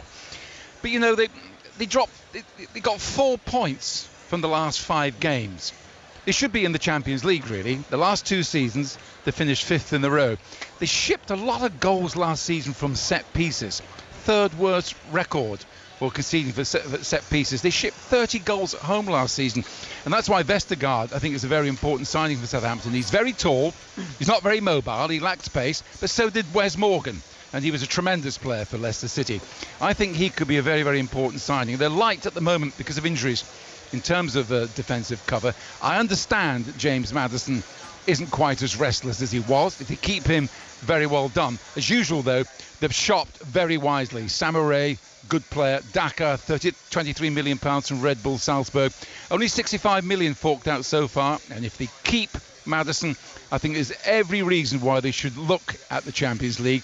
I'm sure, with Schmeichel obviously in goal, I'm sure the defensive record will be better than it was last season, Mark. Does it come down, Andy Reid, to greater belief?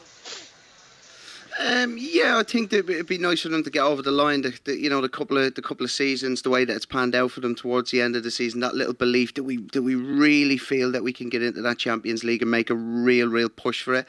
And then do they start, if they are in and around that after Christmas, do they have that real kind of, it's not a desire because I'm sure they really want it. It is belief. It's that real kind of, we deserve it and we belong here, so let's go and get it. Leeds should have got one back there, Juliet. Yes, they should have done, but they went wide of the goal. I thought it was Tyler Roberts. He was involved with this, but the goal came from the far side. Didn't quite see who connected to it. Rafina it was. It looked like it was going to be on target, Pat Nevin, but he went wide. Missed. You're just gutted you're not going to get your 6-2 at this point. I know, I really am. There's been plenty of chances. It's calmed down a bit. I mean, it had to after that first 10 minutes or so of the second half, but it has been a really good display by Manchester United. They've actually been intelligent. They've adapted it well. They've got the best out of their best players. Well, some of the best players. They'll still get 3 or 4 or 5 to come in. Sancho's not had much of an effect since he's come on. I thought he'd been running about desperate to get on the ball. The only reason, Pat, I was going to say, Pat, the only reason we weren't, well, I wasn't certainly. I was sort of preparing for full time, to be honest, but because we've seen so much action here. But I was saying to Pat, I wonder who's going to get man of the match, Paul Pogba or Bruno Fernandes, because it means that the player who's either scored 3 or assisted 4 goals won't be. It's been that kind of afternoon, a real all-round team performance as we approach full time. Just going back to Leicester Wolves, and thanks Jules and Pat, with James McFadden, Andy Reid, Statman Dave. When we talked to the Crystal Palace fan earlier, and he said we could finish anything from 8th to 20th. Would you say the same about Wolves, or would you fear for Wolves a little bit more, James? Yeah, I think you would say the same. I wouldn't say you would fear for them. You look at how are they going to shape up when that transfer window closes? There's still rumours about Adama Traore leaving. I think he's been a huge part of the success. But I think they get the boost that Jimenez is back. The manager, he's never managed in the Premier League, so that is always a gamble. But they've got a model at the club as well that I'm sure they'll stick to.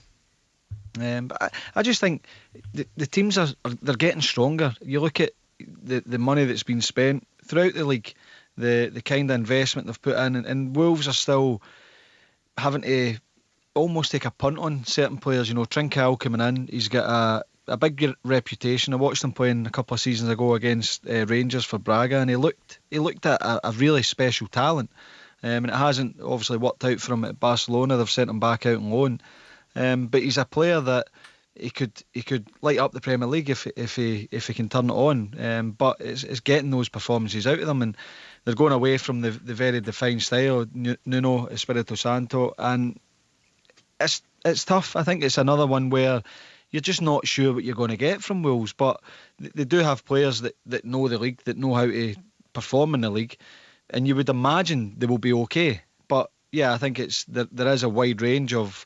They'll either be brilliant or they'll be, floating about down the bottom. I mean, James mentioned both the new manager, didn't he, Andy, and also Raul Jimenez. And I suppose the real question is what kind of Raul Jimenez comes back after such a horrific injury, and maybe that's the more pressing question rather than the manager at this stage, because he was such a miss for them and the injury was so horrendous. Yeah, it is, and I think especially for somebody who plays in that position, who you're expecting to kind of be brave and go and go and head things and go and be that target man, and kind of in football you put your body on the line. There's no doubt about it, and probably the bravest centre forward that has been in modern times is Alan Shearer, like we said, and him flying across so brave. It means everything to get the goal. Will Jimenez still have that about him when he comes back? And that's not the kind of question as determination or the question as will to do it, but an injury like that will have an effect. There's no doubt about it, and you just hope for his sake and for Wolves' sake that he can kind of find that form again, because there's no doubt about it, they will need him. They will definitely need him, and they will need them goals, because I don't think it's as cut and dry as what people would think. I think if they don't get off to a good start, it could turn into a sticky season for them. What a special England captain we have at the moment, Eleanor Oldroyd. And what would England do without him, Mark? He's reached his 22nd Test 100 in 107 matches, his 4th at Lords, his 5th of the calendar year, and his 3rd 50-plus score in successive innings. He's just come back into fantastic form in this year, hasn't he, Joe Root? Even losing Johnny Bairstow at the other end, he's just carried on where he left off. He looked so cool. He saluted the crowd. He saluted his wife Carrie and family in one of the boxes here at the home of cricket. And under blue skies, Joe Root has batted his side out of trouble again. Remember, he came in when India were on a hat-trick at 23 for 2 when Hasib Hamid was out first ball rather. And he's just a great captain, and he's getting closer, as we said, to those 9,000 Test match runs, just 13 away now. So I think that's another landmark that he's going to pass, hopefully, you'd have thought, in the next half hour or so. He probably ought to salute Joss Butler as well, because that was a quick single he called for. I know. Yeah, Joss was told, hang on a sec. Yeah, we better go for that. So, new ball has been taken by India. We should mention that. That's just a bit of an edge. Having reached his 100 and hardly given a chance, he's just edged between slips and gully. But that's another 4 runs. And India they're just looking a bit bereft of ideas at the moment. England 123 behind now, 241 for 4. 11 minutes just stoppage time at Peterborough, and the home side have taken advantage. Paul Scott. They certainly have. It is Peterborough United 1, Derby County 1. Derby County unable to hang on, and it was the substitute Harrison Burrows lashing in from close range to the delight of the 10,000 fans around us. It is Peterborough 1, Derby County 1, and we've still got around 10 minutes of injury time to play.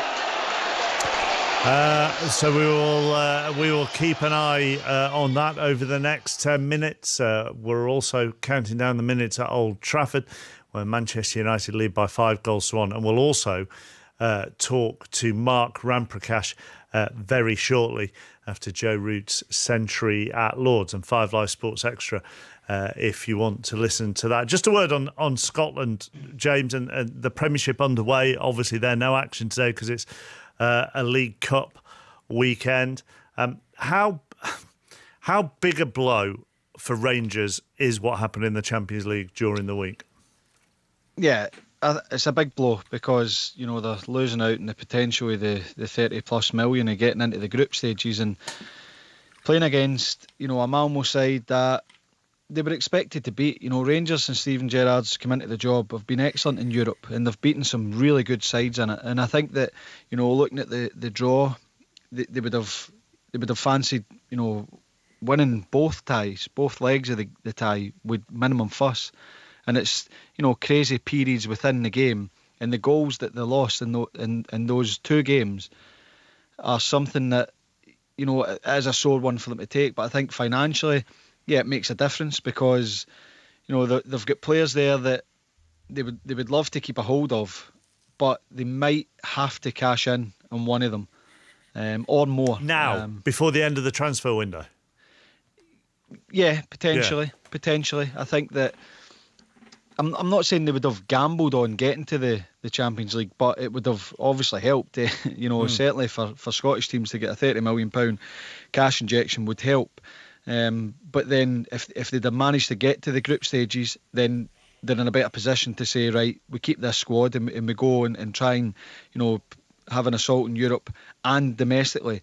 It's been a blow for them. I think that getting into the season, everyone expected Rangers to continue where they left off. They had a good opening game against Livingston, But up until last night in the League Cup game against Dunfermline, they've been off it. They haven't been the Rangers that we're used to seeing, and that's kind of spilled onto the Champions League performances.